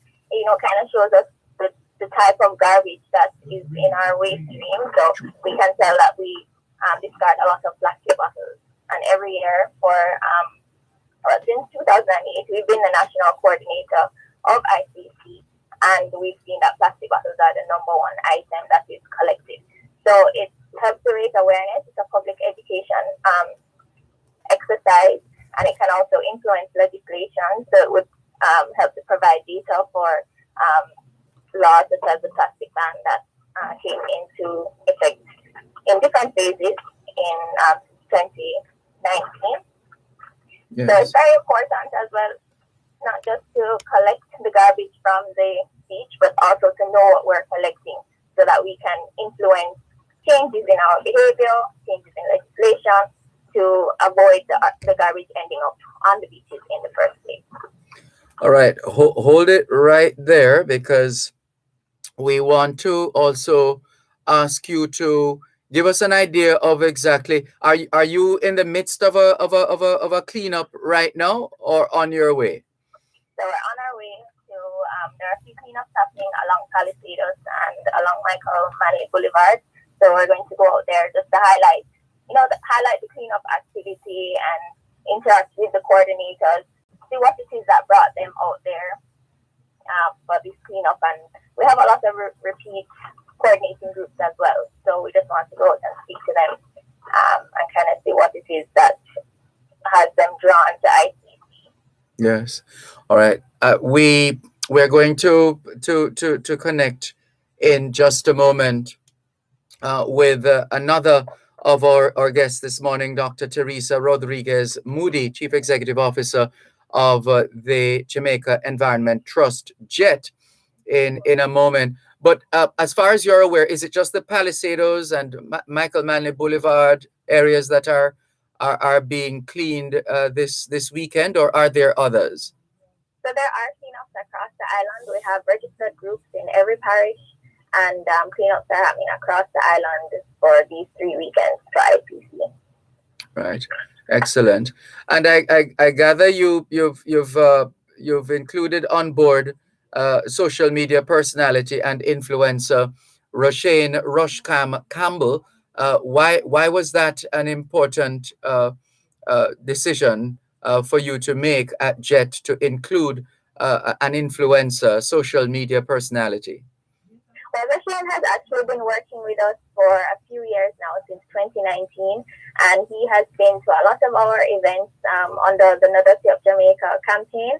So Rusham, he really knows the issues, and he's very familiar with these events, and he's a good personality to kind of connect with the volunteers that we come across and the general public when we have our pop-up events, when we had our pop-up events for Nudity of Jamaica. So he was just a clear choice. He really gets the message across, and people are very fond of him. And he also has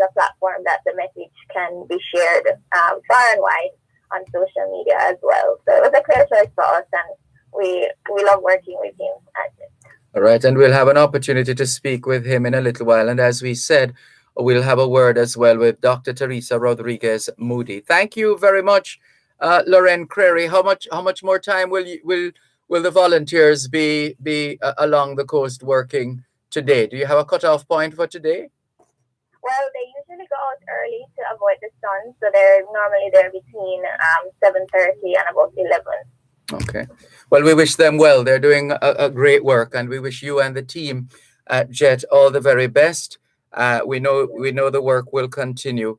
Thanks a lot, and I'm sure you'll listen up for your colleagues after the break.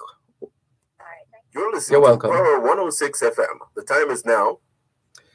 Well, just to tell you, that was Lauren Crary, Program Director, Jamaica Environment Trust. It's 15 minutes to 8 o'clock. Shop at Stewart's Hardware and Home Center for your business and home improvement. They offer plumbing, electrical, paints, lawn and garden, lumber, cement, and all your remittance needs. Visit 56 Manchester Avenue, Mayfair, 82 East Street, Old Harbor, Winston Jones Highway, Mandeville, Longville Park, and Lionel Town. For more information, call 876-986-9100 or 876-745-2478. Stewart's Hardware and Home Center, building values. Did you know that the National Irrigation Commission Limited is the sole authority for irrigation systems in Jamaica? The National Irrigation Commission Limited enables the improvement in agricultural productivity through the provision of efficient and affordable irrigation to farmers and other customers. Contact them 977-6624 or 977-6727 or visit their website www.nicjamaica.com to learn more. Irrigation, making the difference in agriculture.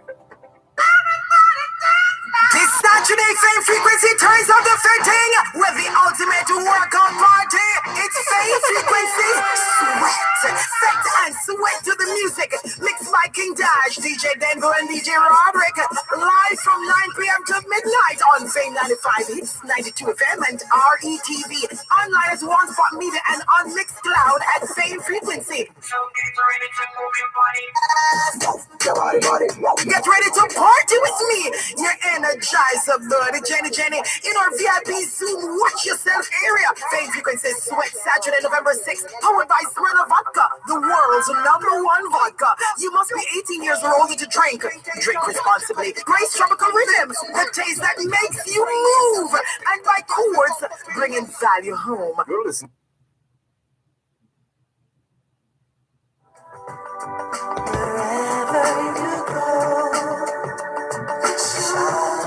Thanks a lot for staying with us here on the Jamaican Diaspora live online on Power 106 FM. I'm Dervan Malcolm. Online, we now have the Chief Executive Officer of Jamaica Environment Trust, JET, Dr. Teresa Rodriguez Moody, who will be talking with us about the continuing efforts of Jamaica Environment Trust, JET, in not only around international coastal cleanup activities, but just generally speaking, the extent to which Dr. Rodriguez Moody and her team of volunteers have been playing their part in helping us to protect our environment and empowering us to do more to protect our environment and make decisions that can stand up to environmental appropriateness scrutiny. Dr. Rodriguez Moody, good morning. How are you? Hi, good morning. I'm good. Thank you very much. Great. Thank you for joining us. Can you remind those of us who know and enlighten those who don't of the purpose of the Jamaica Environment Trust, please? Sure. So that is we're the voices, for the natural resources of Jamaica. And we started over 30 years ago, coming from basically a group of concerned citizens that really saw a whole lot of bad things happening in the environment and wanted to do something about it. And so a lot of our work is focused on educating people about the impacts or the negative impacts of some of their actions on the environment. It's focused on, actions towards protecting very key ecosystems. So we have 3 focus areas. We look at environmental education and awareness. We use law and advocacy, and we have conservation type projects. And that's really how we work, in those 3 areas. Mm-hmm. And of all that you do within those 3 areas, which would you say is the busiest area, in a manner of speaking? I probably would say it's a combination. In everything that we do, we try to have an education and awareness component, but we also do a lot of advocacy type work. And so, there are persons that Jeff is oftentimes the first person that they call. You would think that they would probably call, like, for example, NEPA, but instead a lot of people call us if they have an issue in their community, if they see something going wrong, because they know that this is going to try and, advocate for the issue, so that it can, we can focus on preserving the environment. Yes. As a team, how do you respond to those who invariably say, well, the environmentalists, all right, they're doing a good thing, but we still need to have development. And there are those who say, boy, these environmentalists are just against development. How do you respond? Well, that's simply not true.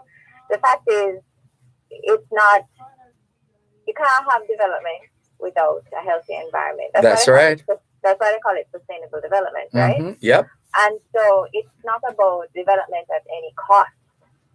So while it is important to build roads, it is important to build houses and important to build all of these different things and to have industry, it's not important to destroy the environment to get it done.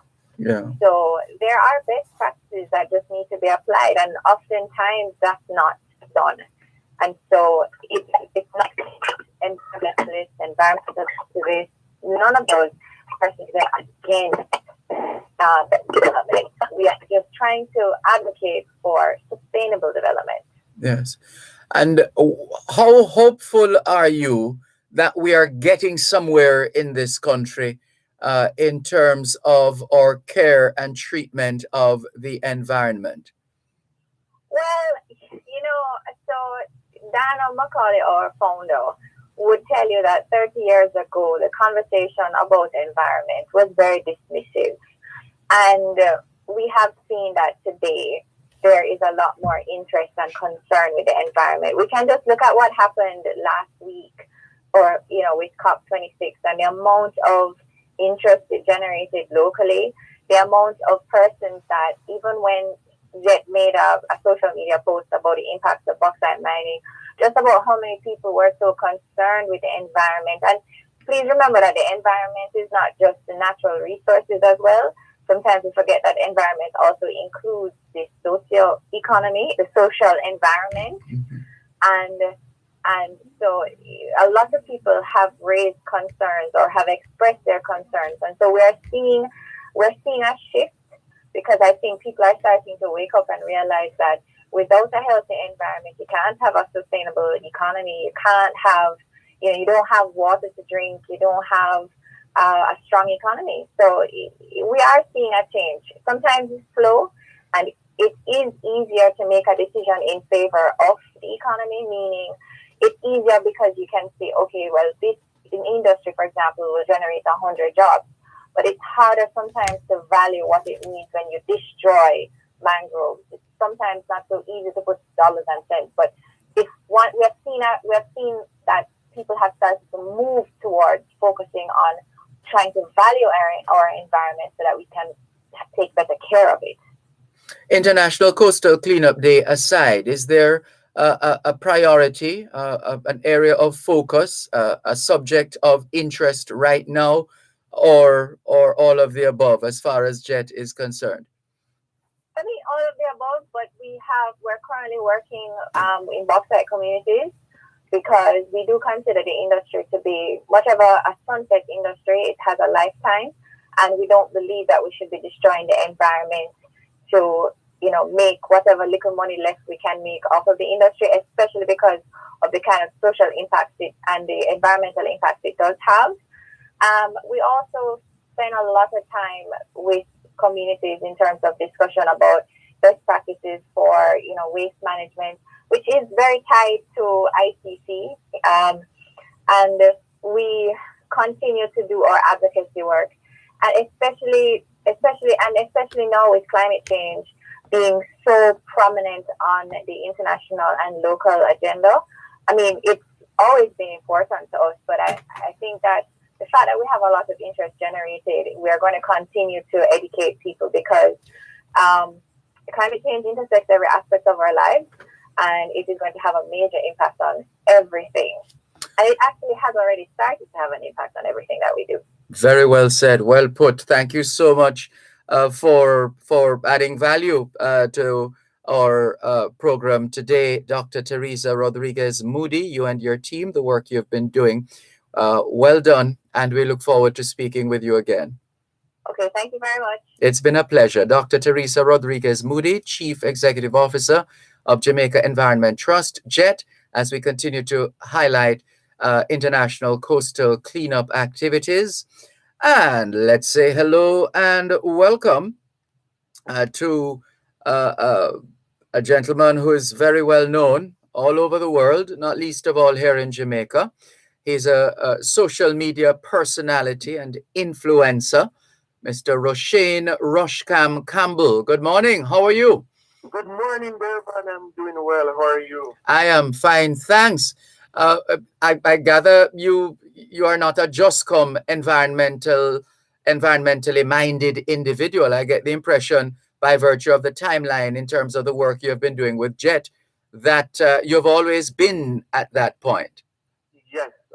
Actually, it goes further, because when I was in high school, I participated in International Coastal Cleanup Day every single year for like 7 years. And then when I went to law school, I focused in third year on international environmental law, Caribbean environmental law. So I've always understood the importance of sustainable development, understanding our role in the entire ecosystem and so on. And so as an influencer, I feel like now that's the perfect space to be an advocate and to share with the followers about the importance of it. So yeah. In summary, how did that come about? How did you become the influencer that you are? To be honest, it was just pull to a more creative field and to being interested in sharing with millennials and people my age about things that we don't talk about, family, friendships, life and so on. And so I just slowly built a YouTube community who wants to hear from me. And so I think with the platform, I asked myself, what do I want to share? Who do I want to be? And I want to touch on those things that are important to us. So it just naturally evolved, and I just thought my mind, it goes. And for some people, environmental matters can be heavy at times, depending on the nature and extent of the situation. How do you reconcile the need not to water down the environmental subject with packaging it in such a way that everybody gets it? The truth is, I think of it like teaching. So in some way, you're kind of breaking it down in bite-sized pieces. And so you think about the audience, you think about how best they'll receive it, and you just break it down in small nuggets. Of course, you're not going to give them the whole kitchen sink one time. Probably, probably in one vlog, you like I'm at home now, I would say, hey guys, I don't use plastic bottles. In my house, I don't use plastic bags and so on. And then they would get that nugget there. Then in another instance, they would get another thing. That's the part about influencing that I like. Yes. It's not preaching. We're not on a soapbox. It's really in the way that we live and the way that we operate, we influence others to do good. So it's just in the lifestyle and dropping little gems here and there and being a part of the conversation. Yeah. And give us a couple of examples of the work that you have done with JET over the years in terms of initiatives, campaigns, etc. Okay, so when we first introduced the plastic bag ban, right? Yes. We went all across Jamaica, Manchester, Montego Bay, everywhere you could think of, we were there. And we were doing like a sensitization campaign of sorts, talking to persons about the importance of using reusable bags and metal straws and so on, and then doing giveaways. Because part of the issue in Dervan is that you tell them about what's right and the information, but they don't have the tools. Hold on, let's talk about that in just a moment. Listeners, our guest is social media influencer Rush Cam, telling us about the work he's been doing in sensitizing the nation to become more environmentally friendly in our practices and our decisions at every level. More in a moment. You're listening to Power 106 FM. The time is now 8 o'clock. Shop at Stewart's Hardware and Home Center for your business and home improvement.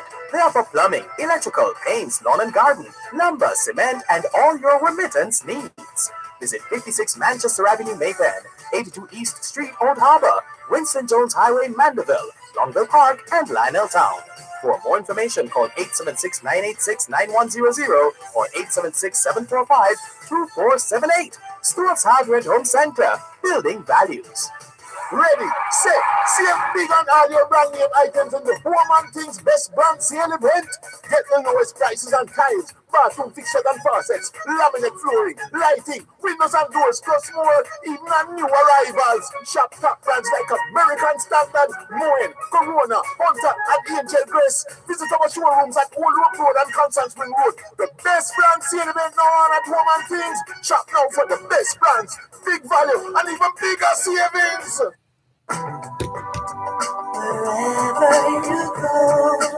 Thanks a lot for staying with us here on the Jamaican Diaspora live online on Power 106 FM.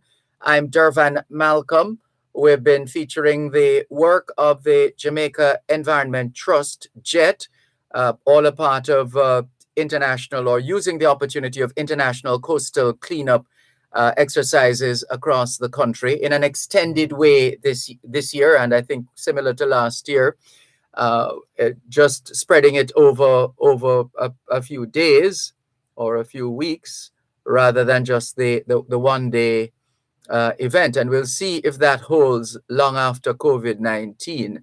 And so we've been learning a lot from Lauren Crary, Program Director with the Jamaica Environment Trust, Dr. Teresa Rodriguez Moody, Chief Executive Officer of JET, that's the same, yes, Jamaica Environment Trust, and Roshane Rushcam Campbell, social media personality and influencer, has been sharing with us his work in helping to strengthen the marketing, promotional, public awareness campaign around environmental matters on behalf of JET.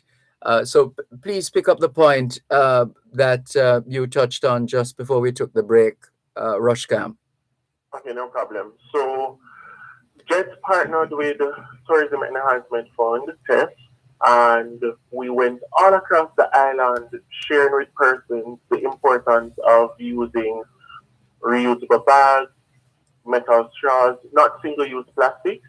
And the important part of that, Dervan, was that we gave them things to use, you know? So, all right, I can't afford a metal straw. Okay, we're giving you a metal straw. You know? And so that was really important.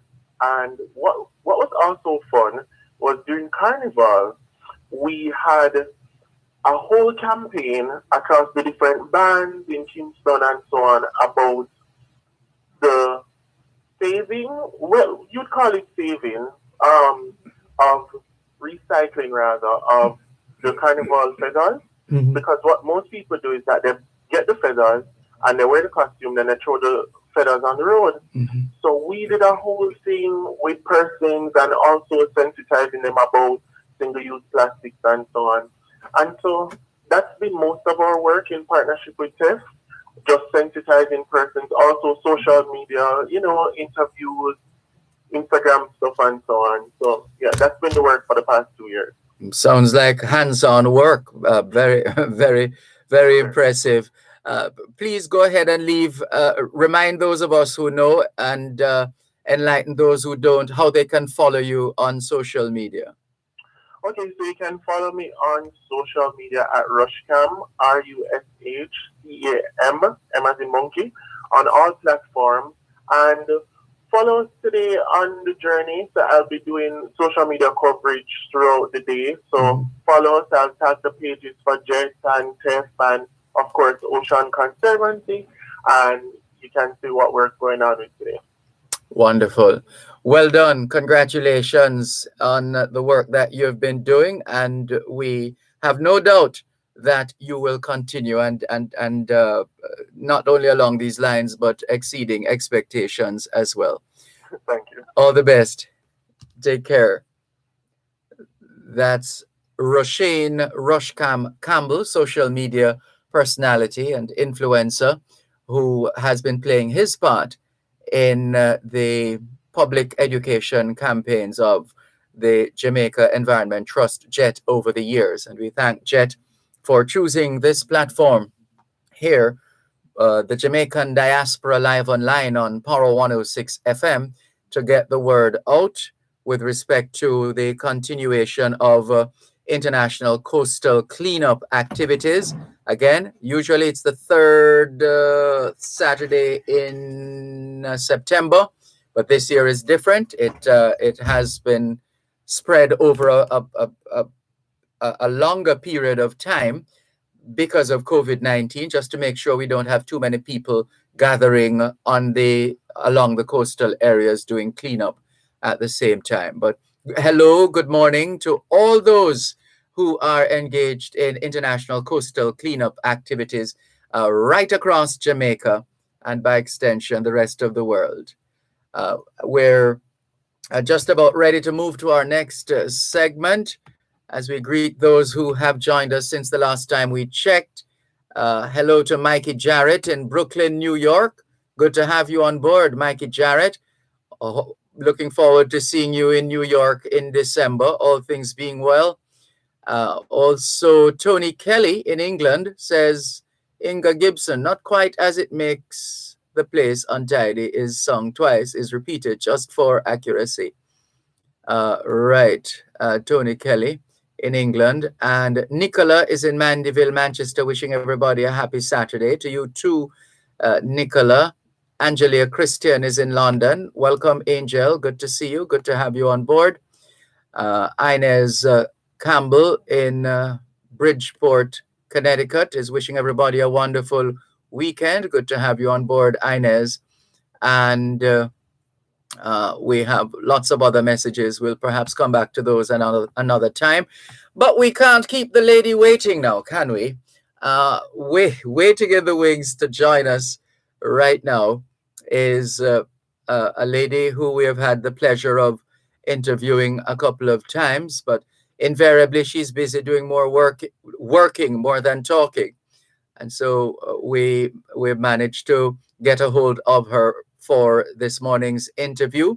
She is the president of the Jamaica Diaspora Southern USA. And if you've been listening from the start, you would know that we've been previewing the Jamaica Diaspora Southern USA upcoming event, which takes place next Saturday at Signature Grand, and this is the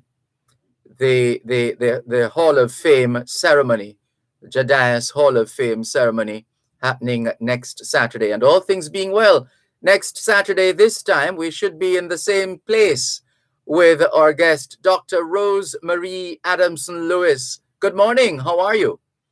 Good morning, Sir D. How are you? I am fine, thanks. Thank you so much for joining us. You're sounding as bright-eyed and bushy-tailed as ever. Absolutely. I'm amazed at how you do that, considering all the work you have been doing. I mean, we can call you at some real odd hours, and we hear that, oh, you're teaching a class. Now we're like, what?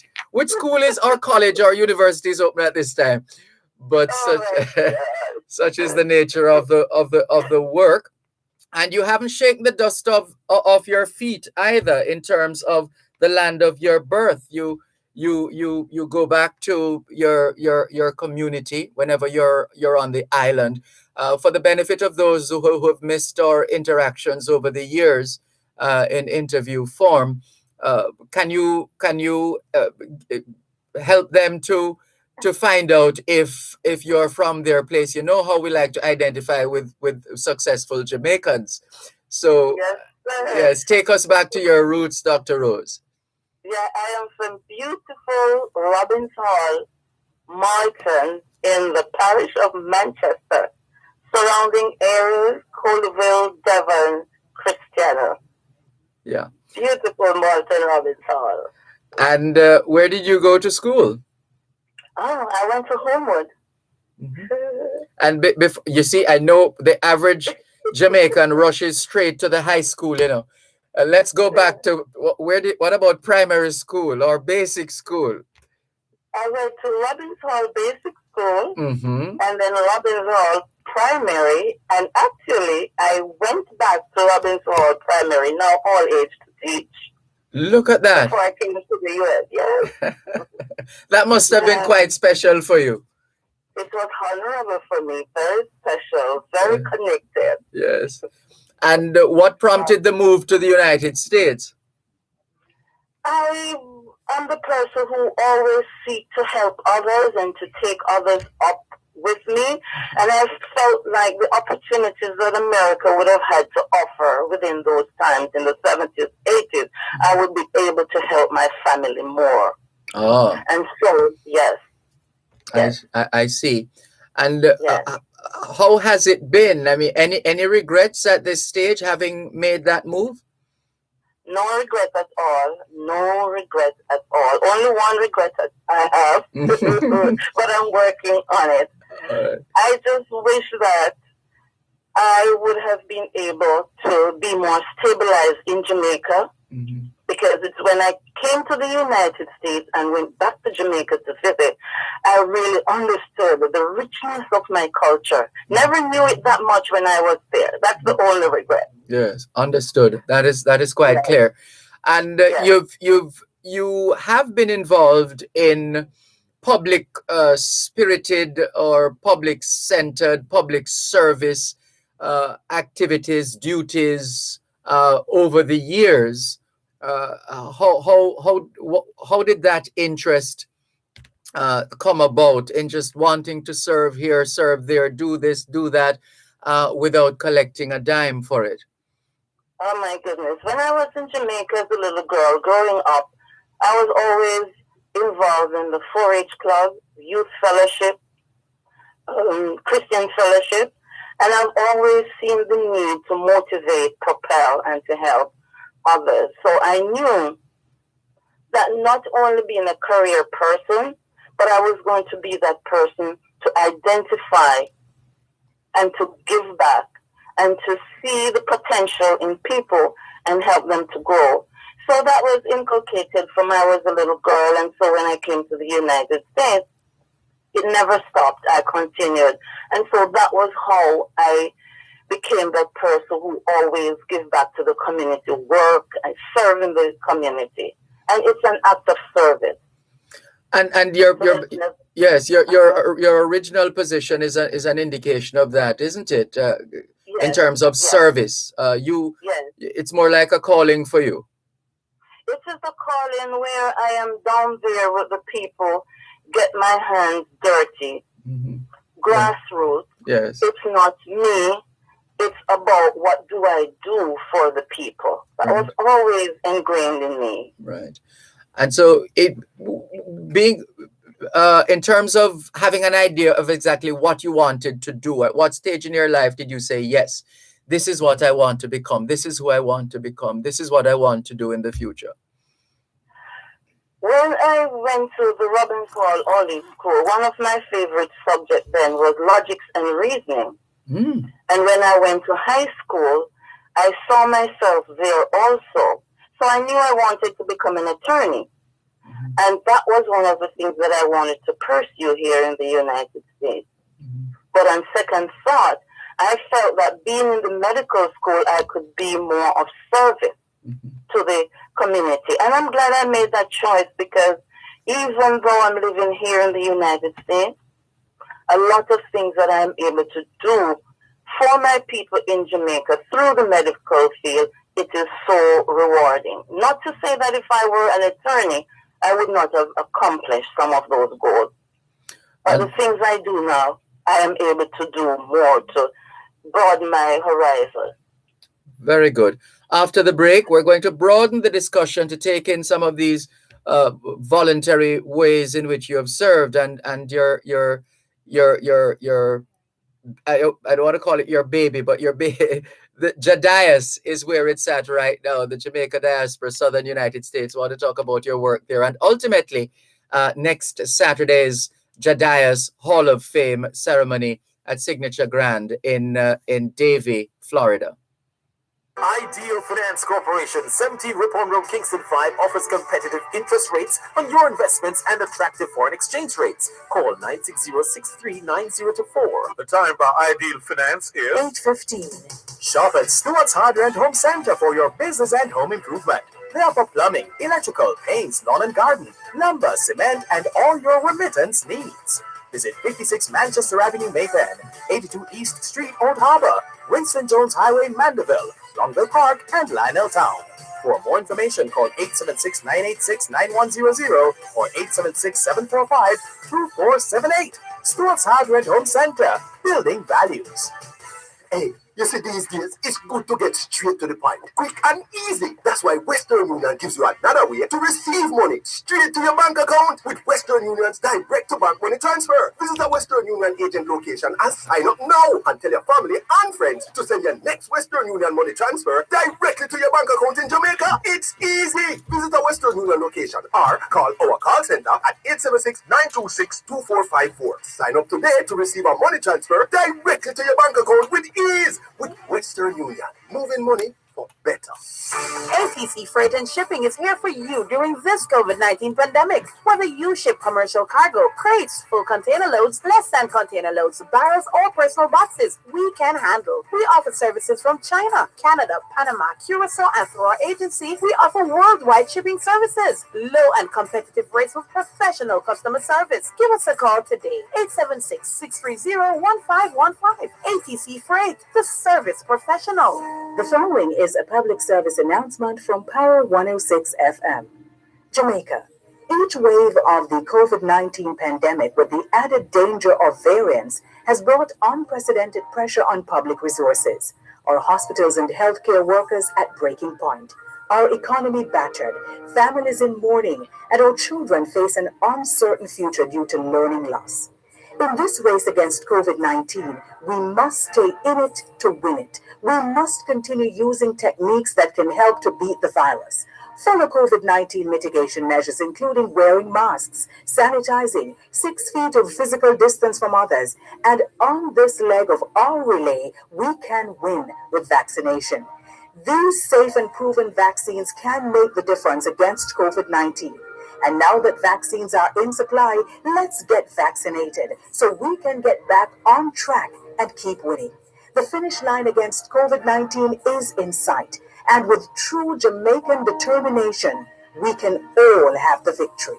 Brought to you by your friends at Power 106 FM. So we ain't giving up, no. We put up a fight, we got to be ready. Cause God's getting treated. Just said, don't you worry, remember positive. Tune in every Thursday at 11:30 a.m. to midday for your Legal Corner with Davey Walker Huntington during Power Talk on Power 106 FM. You can call our numbers 876-922-41125. The text and WhatsApp line is 876-279-8598. You can also send an email at yourlegalcorner106@gmail.com. Join Your Legal Corner for all matters in relation to immigration to the United States. Hair Dahlia offer great legal advice on your immigration queries and concerns. Learn about the filing process, when to file, and how to prepare for the move. That's Your Legal Corner, 11:30 to midday, every Thursday right here on Power 106 FM.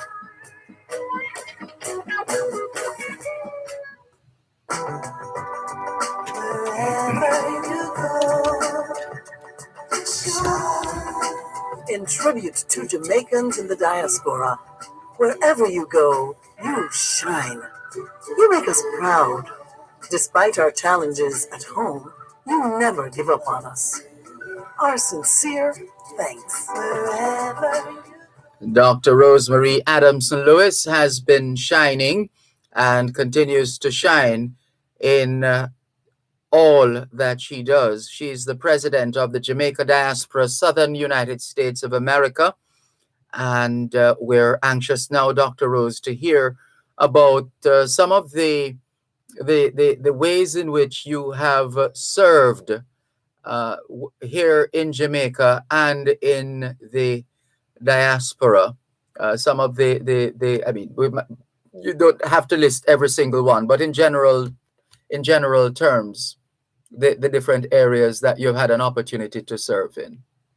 Yeah, overall in Jamaica, I have taken the initiative to ensure that the medical needs of my community were met.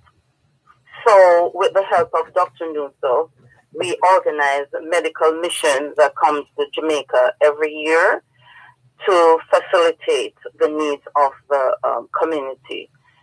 Whether it's dental, we are thinking about dental. We haven't done that yet. But in terms of medication, simple procedures, we have specialists from different areas in the medical field who come to do that. Unfortunately, since COVID, we haven't been there. But we're praying and hoping that with the improvement that we're seeing after vaccination, that we will be cleared by the Ministry of Health to come and do what we do best. For example, my crew, we have joined with the Northeast Diaspora, and we're assisting in Westmoreland to help to relieve the staff there. I should be on that mission now, but because I'm doing the Jedias Hall of Fame, I will be joining the group after the 13th. That will be the last set. And so I am going to be a part of that initiative. In addition to that, I give to education to Jamaica privately. Because one of the things that I've always believed in, education is the way to go. Yes.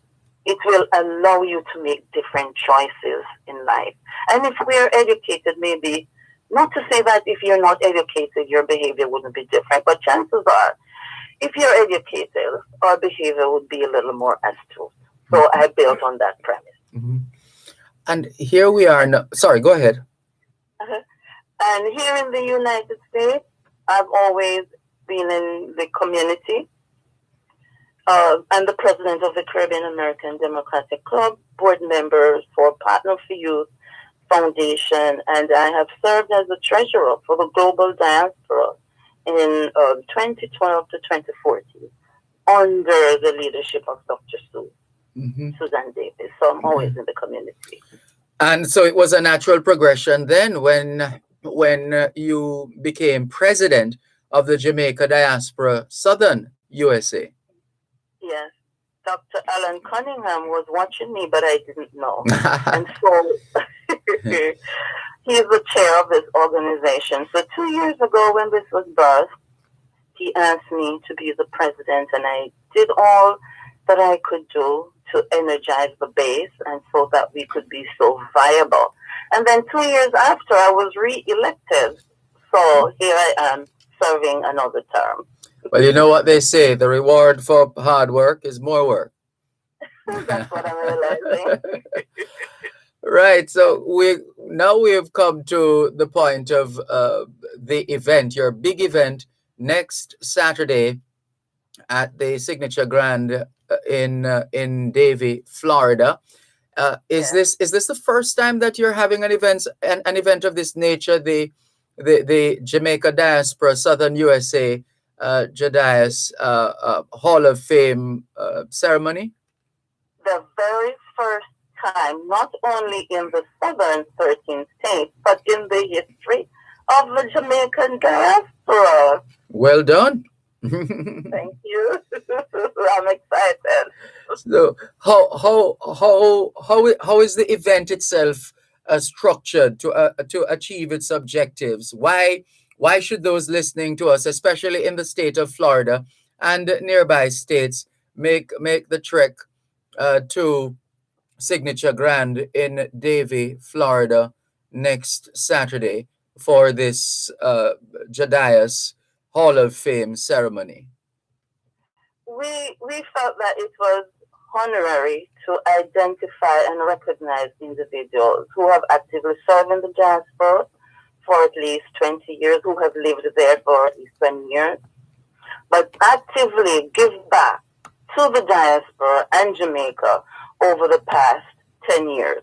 So we think it's feasible for others to come to witness how we honor those who have worked and served. There are many others who are considered, but we could only choose 12. And I am hoping that God's willing, next year it will become bigger and better, because I have decided that next year, 2022, it will be November 12th. So it is something that I start to look forward to.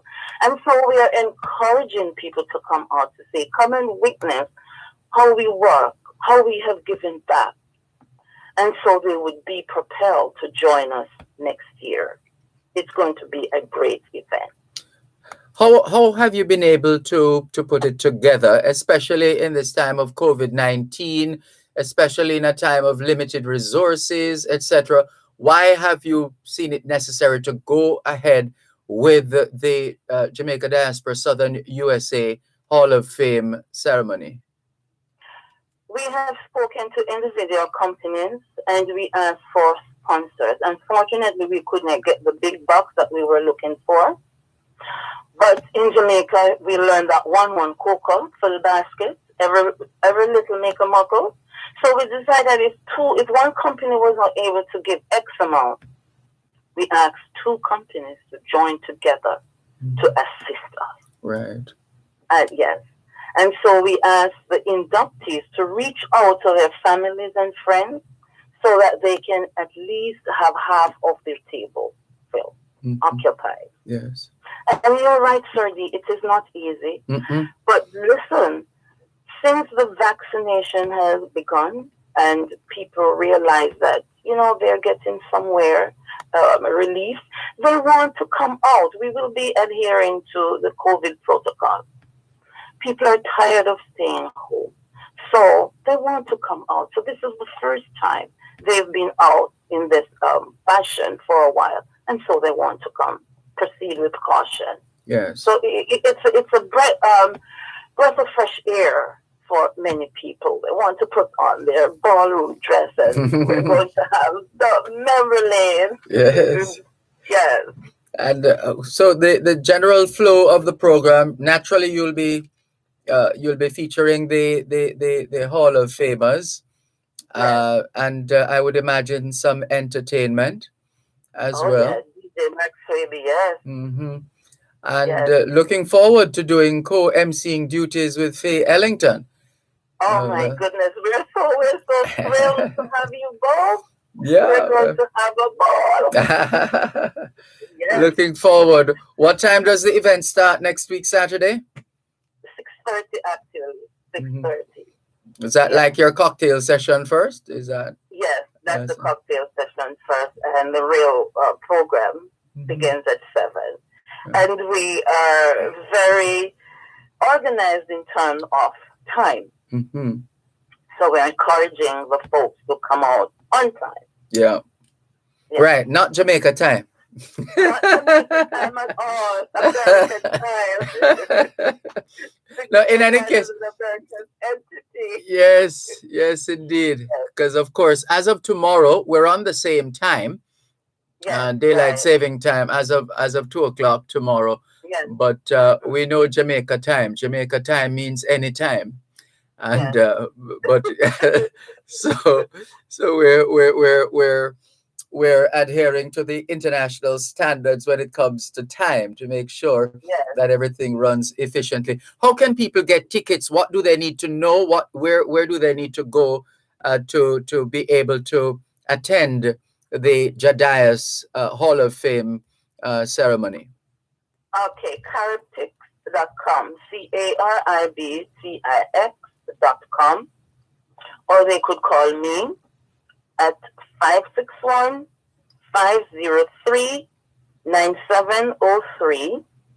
If you go on our website, you could send us an email. Our website, www.jadias.org, and also marketing@jadias.org. JADIAS. One moment, please. A quick break. Let's come back. And if there are particular supporters, contributors, sponsors you'd like to thank for being on board, we'll allow you to do that before we wrap after the break. You contribute directly to Jamaica's national development when you pay your customs duties. Let's all do our part in keeping the wheels of our economy turning. The time by the Jamaica Customs Agency is 8:30. The following is a public service announcement from the Ministry of Health and Wellness. The Ministry of Health and Wellness invites members of the public to attend a vaccination site on Saturday and Sunday, November 6 and 7, to receive their first or second dose of the AstraZeneca, second dose of Pfizer, or the single dose of the Johnson & Johnson vaccine. The following are the sites for Saturday, November 6. St. Catherine, 9 a.m. to 4 p.m., Linstead Anglican Church, St. Jago Park Health Center, Old Harbour High School, and Portmore Hart Academy. Kingston and St. Andrew, 9 a.m. to 4 p.m., National Arena, Harbourview Health Center, and Duhaney Park Health Center. St. Thomas, Morant Bay Health Center, 9 a.m. to 4 p.m. St. Anne's Bay Health Center, 9 a.m. to 4 p.m. St. Mary, 9 a.m. to 4 p.m. and Otter Bay Sports Complex, Highgate Health Center, Port Maria Primary School, and Retreat Health Center. Portland, Port Antonio High School, 9 a.m. to 4 p.m. St. James, Montego Bay Comprehensive Health Center Type 5, 10 a.m. to 4 p.m. Sandals Inn, 10 a.m. to 4 p.m. and Norwood Full Gospel Central Basic School, 10 a.m. to 3 p.m. Trelawney, Falmouth Health Center, 10 a.m. to 4 p.m. Dwanvale Health Center, 10 a.m. to 4 p.m. and Waitabit Health Center, 11 a.m. to 4 p.m. Westmoreland, the Manning School, 10 a.m. to 4 p.m. Savannah Lamar Health Center, 10 a.m. to 3 p.m. Savannah Lamar Hospital A&E, 9 a.m. to 3 p.m. Royal Medical Center, 8 a.m. to 5 p.m. and Savannah Lamar Central Medical Center, 9 a.m. to 5 p.m.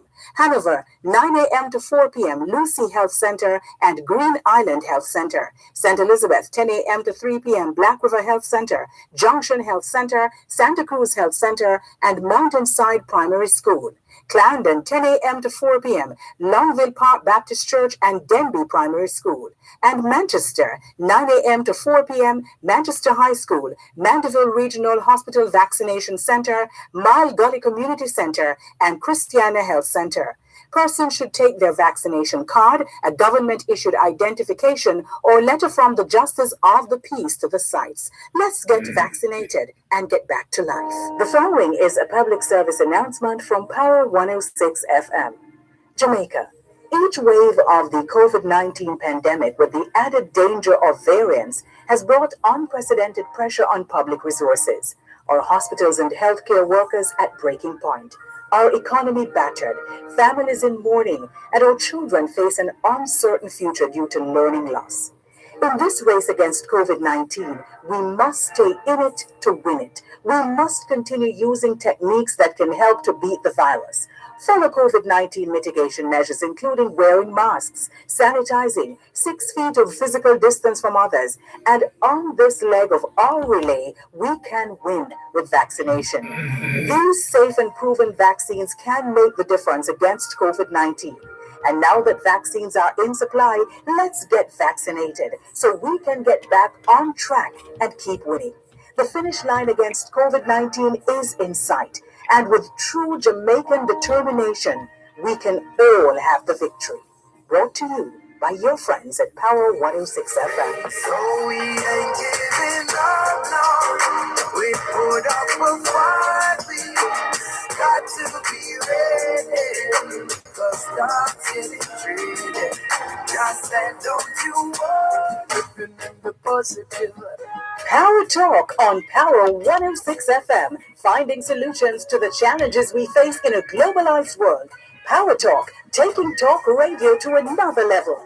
Join Dr. Herbert Gale on Mondays and Tuesdays and Simon Croskett from Wednesday to Friday as they provide riveting analysis on the issues of the day and speak with stakeholders charged with driving innovation to move Jamaica forward. Tune in for innovative features designed to showcase local developments and highlight how the global issues of the 21st century are being addressed. That's the powerful pair, Dr. Herbert Gale and Simon Croskill on Power Talk, 11 a.m. to 2 p.m. weekdays, right here on Power 106 FM.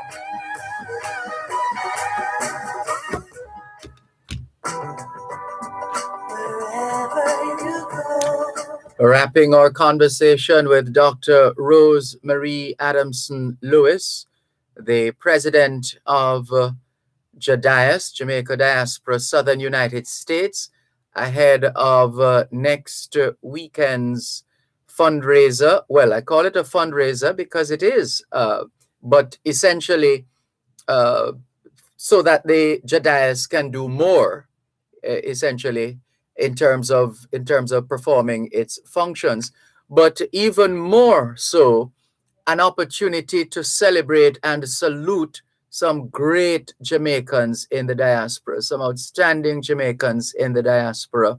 And clearly, this list, whoever is responsible for these inductees, in terms of identifying them worthy of being inducted in the JDIAS Hall of Fame, whoever that is, or that individual or those individuals deserve an award themselves, because I'm going through the list and I'm saying, yes, every single one of them is deserving.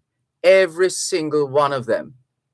Every single one. Dr. Rose, I'm sure you agree, or, well, you don't have to say whether you had anything to do with it. Yes, I'm getting the goosebumps. Oh, goodness. Yes. Right. So I wanted to give you an opportunity to thank the sponsors, but I'm also seeing on the flyer that proceeds to aid in the development at Whitfield Primary School, Yes. Computer Lab. Yes. Right. That was the primary school that Dr. Alan Cunningham, the Diaspora rep, went. Yes. Yes. But And so, in terms of the support now, are there particular names you'd like to call, individuals, institutions, organizations, without getting into trouble? Because when you start calling names, right, you're trying hard not to forget anybody. Yes. I am going to call a few names now, and when I go on again, I'm going to ensure that these will not be repeated, but I will be calling others, so everyone gets a little piece of the cake. So, Total Healthcare Services and Wellness, Marie Gillen Associate, Turn 2 Electric, Brown Bros Media, and Parfait Events. And I will be calling the names of more as we go through. Yes, indeed, because we'll have reason to speak with you again leading up to Saturday. Yes. So we're looking forward to that. I see you have a cheerleader. Well, there are cheerleaders, but there's a particular cheerleader on Facebook Live saying, "Hi, Mom. Well-deserved nominees, Tamika." Oh my God. Ferdy, I would not have made it this far without my family being the wind beneath my wings. Yeah. I am just so happy that I poured into my family. And guess what? They're pouring back into me now when I need them. So it should be. Yes. And so for listeners, wherever in the world you are, and viewers, make a note of the date. It's next Saturday, the 13th of November, at Signature Grand, 6900 West State Road 84 in Davie, Florida. And I think you gave us a number earlier on, but let's tell our listeners it's formal attire, and dinner will be served. And as Dr. Rose said earlier on, you can purchase your tickets at caribtix.com, CARIBTIX.com. And you did give the email address earlier on, marketing@jadias.org. and the website jadias.org. Yes.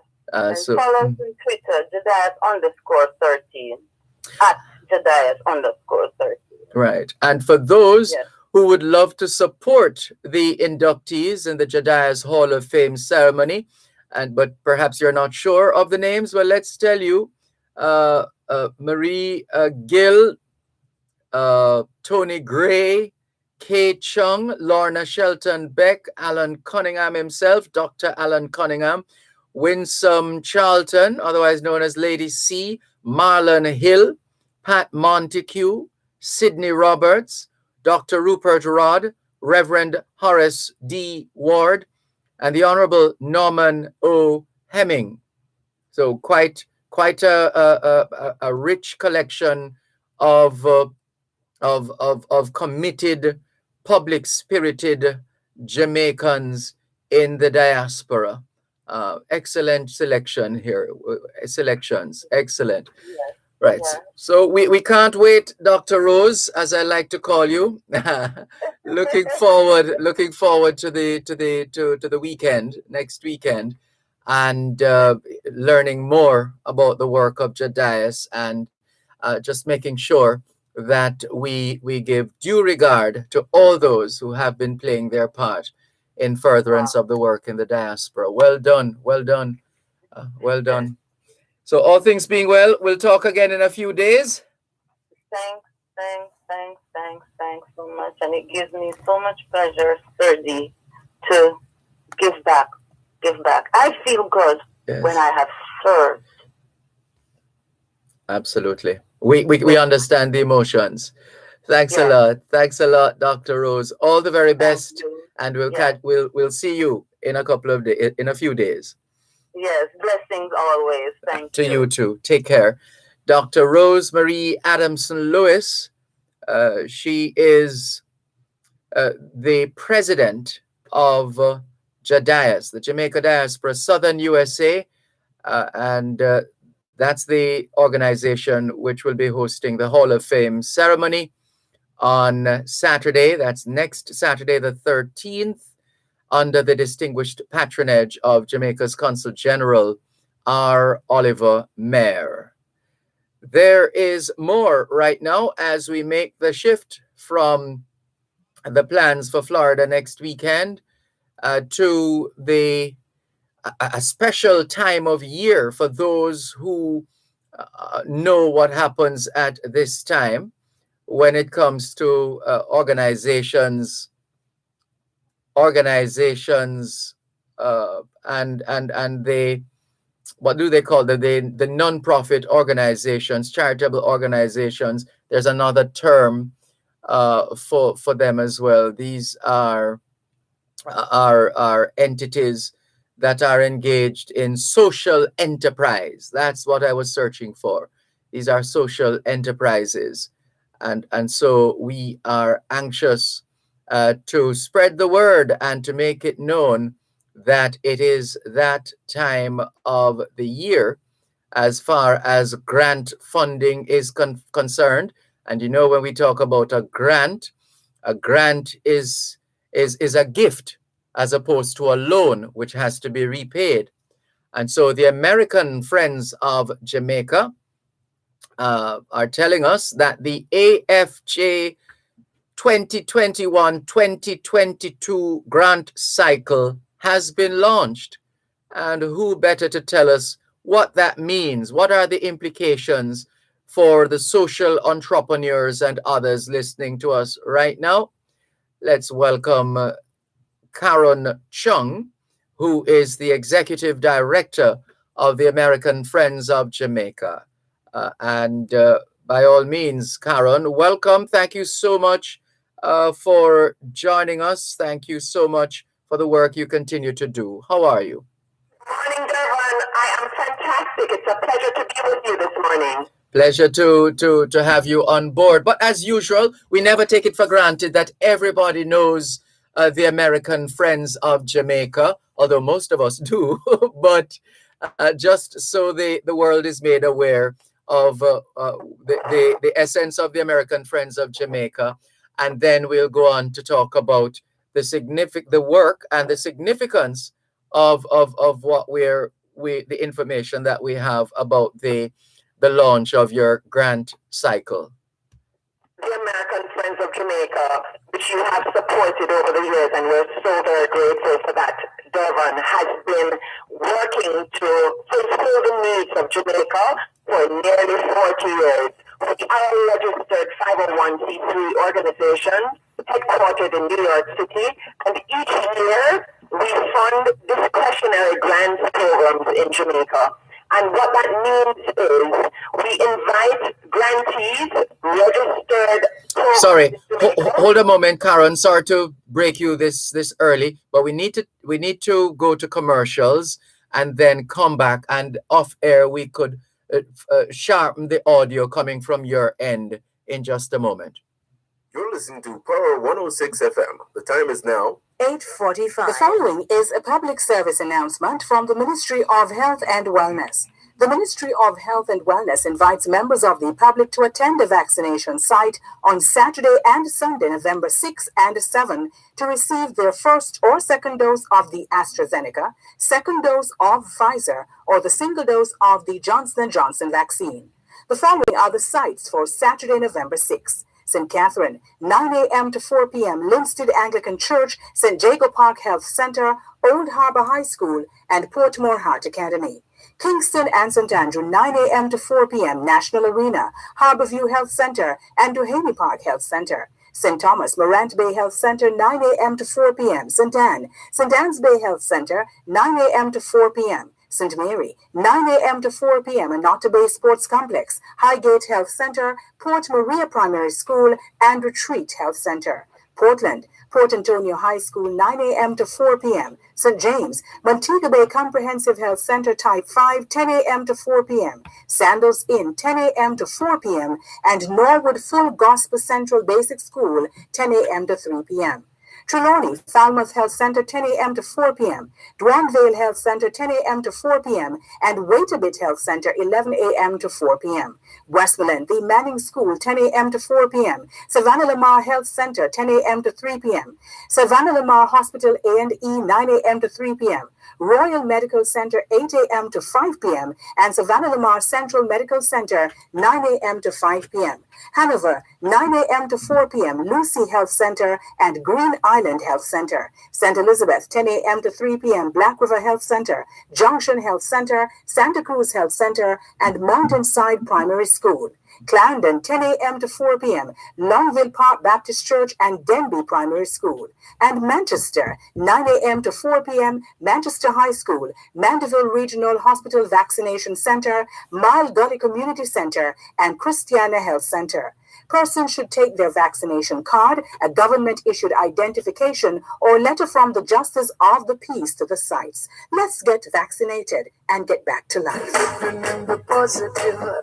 Tune in every Thursday at 11:30 a.m. to midday for your legal corner with Davia Walker Huntington during Power Talk on Power 106 FM. You can call our numbers 876-922-4112-5. The text and WhatsApp line is 876-279-8598. You can also send an email at yourlegalcorner106@gmail.com. Join Your Legal Corner for all matters in relation to immigration to the United States. Here Dahlia offer great legal advice on your immigration queries and concerns. Learn about the filing process, when to file, and how to prepare for the move. That's Your Legal Corner, 11:30 to midday, every Thursday right here on Power 106 FM.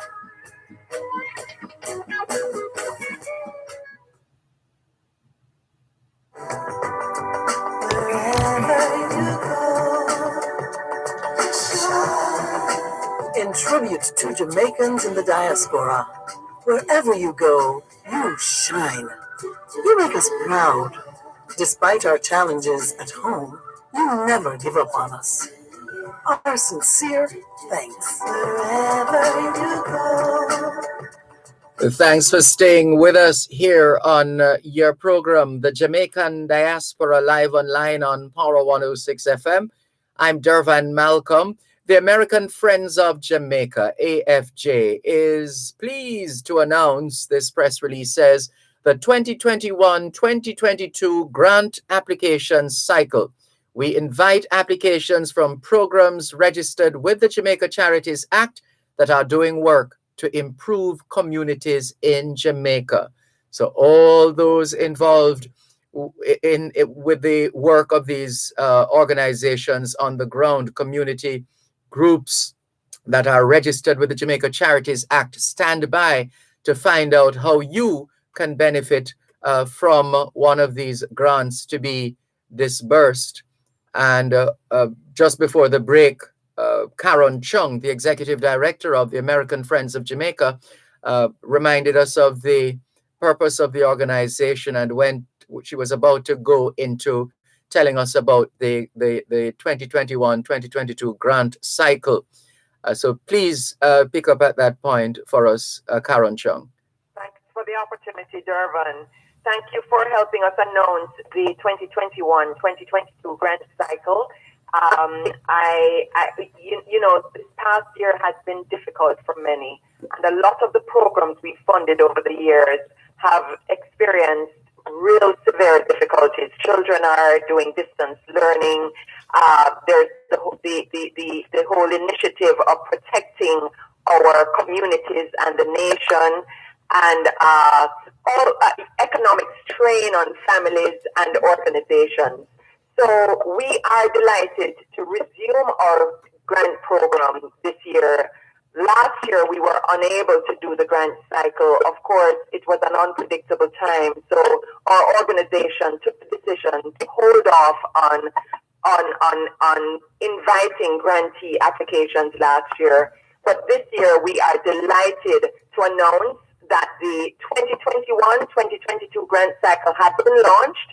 The deadline for applications is February 4th, 2022. Now, that may seem like a long stretch from now, but I do encourage potential grantees to start inquiring, start doing their research, go to our website and take a look at the criteria so that you can start preparing your application. Before you know it, we will be in the holiday season, and people don't usually like to be doing these kinds of things, doing applications, etc.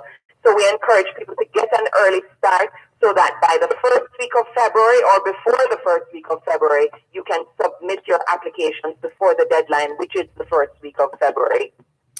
What can you tell us about the fact that due to COVID-19, the AFJ did not announce a grant cycle last year? Does that necessarily mean that you're doubling up this year? I'm just playing devil's advocate. What it means, Dervan, is that we've doubled up on our work. We responded to the COVID-19 crisis, and so far we have been part of administering 3,817 vaccinations. So we have doubled up to meet the needs or even exceed the needs in a lot of instances. Because as I've said, we know it's been a very difficult period for so many. This year, however, we're getting back to the discretionary grants, which means grant applications will be received.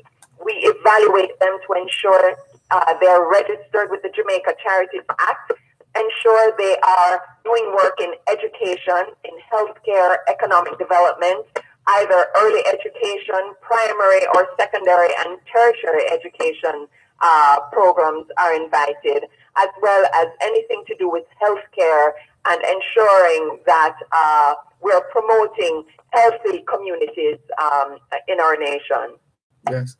And what do those who qualify need to know about applying? You did say, yes, it might, February 4, 2022 might seem some distance away, but before you know it, it will be here. So apply early, get in those applications from very early.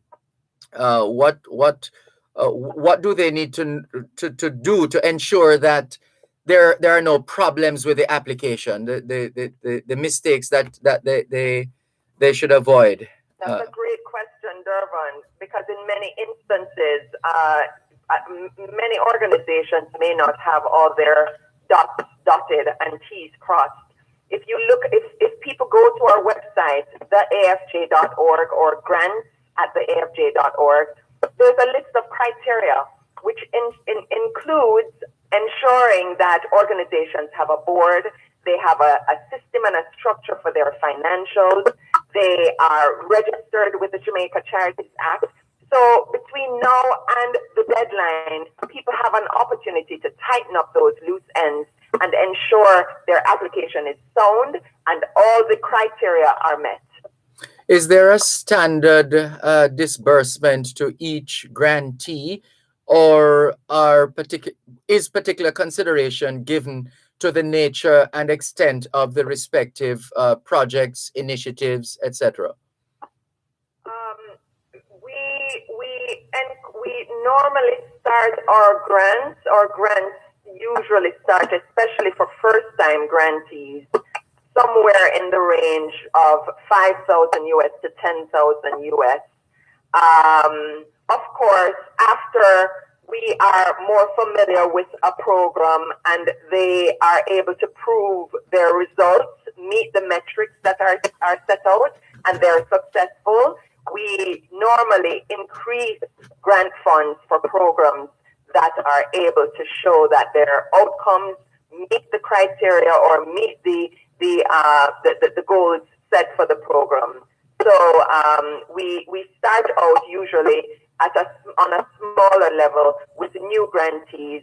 And of course, if there's a program requesting a higher amount and they can prove how they will impact a community, how many people will be impacted, and how they will prove their impact, of course, their application will also be given consideration. Does it matter if I've applied in the past and received a grant from the American Friends of Jamaica that I could, is that going to be problematic if I try to apply for another one? Not at all, Dervan. We have a number of grantees who are recurring grantee recipients. So once you've been able to prove that your program is effective, it's run efficiently, we certainly give consideration to programs we have experience with.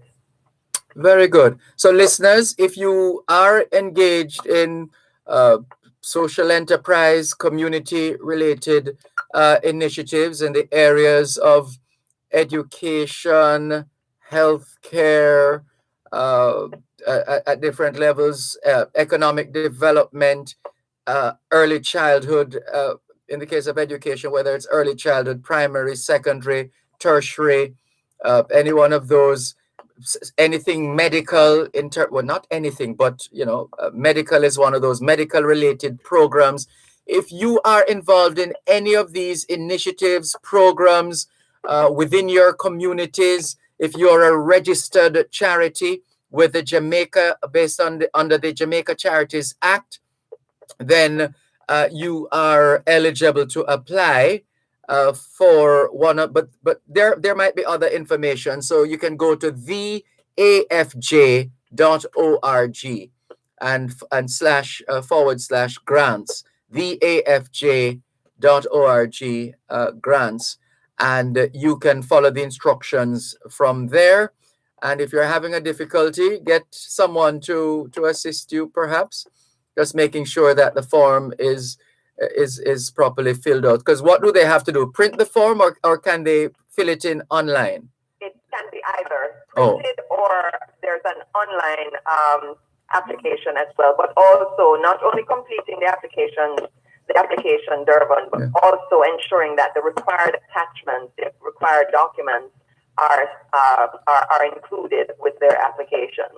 And for, off the top of your head, generally speaking, documents in terms of to verify that they're registered, for example, under the Charities Act. Correct. Mm-hmm.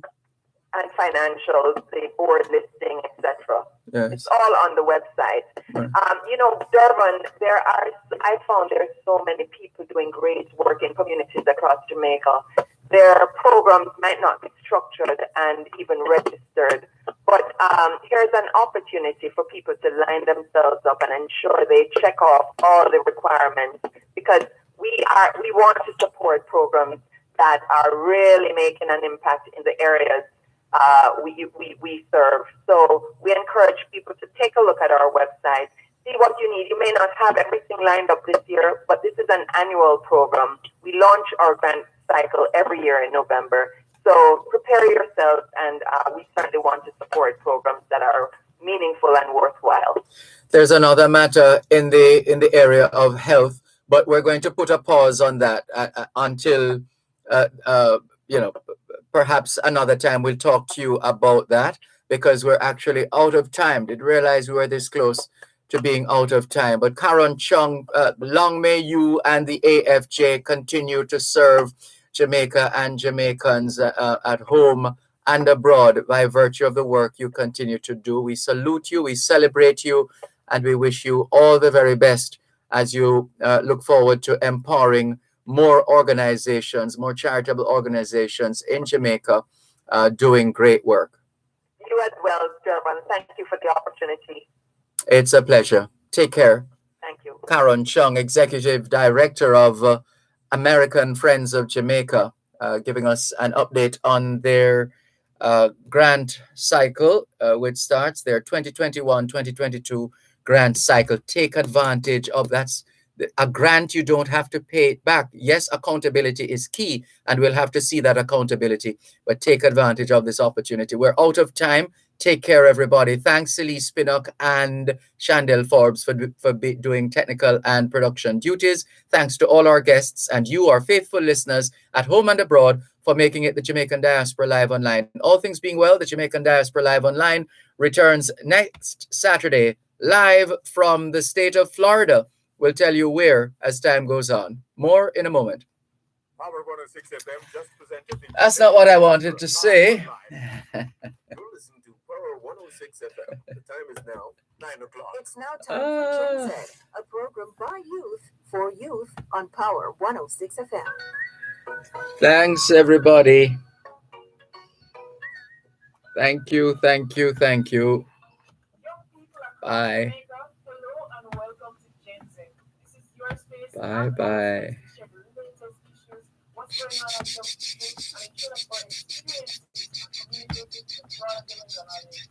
and thank you so much for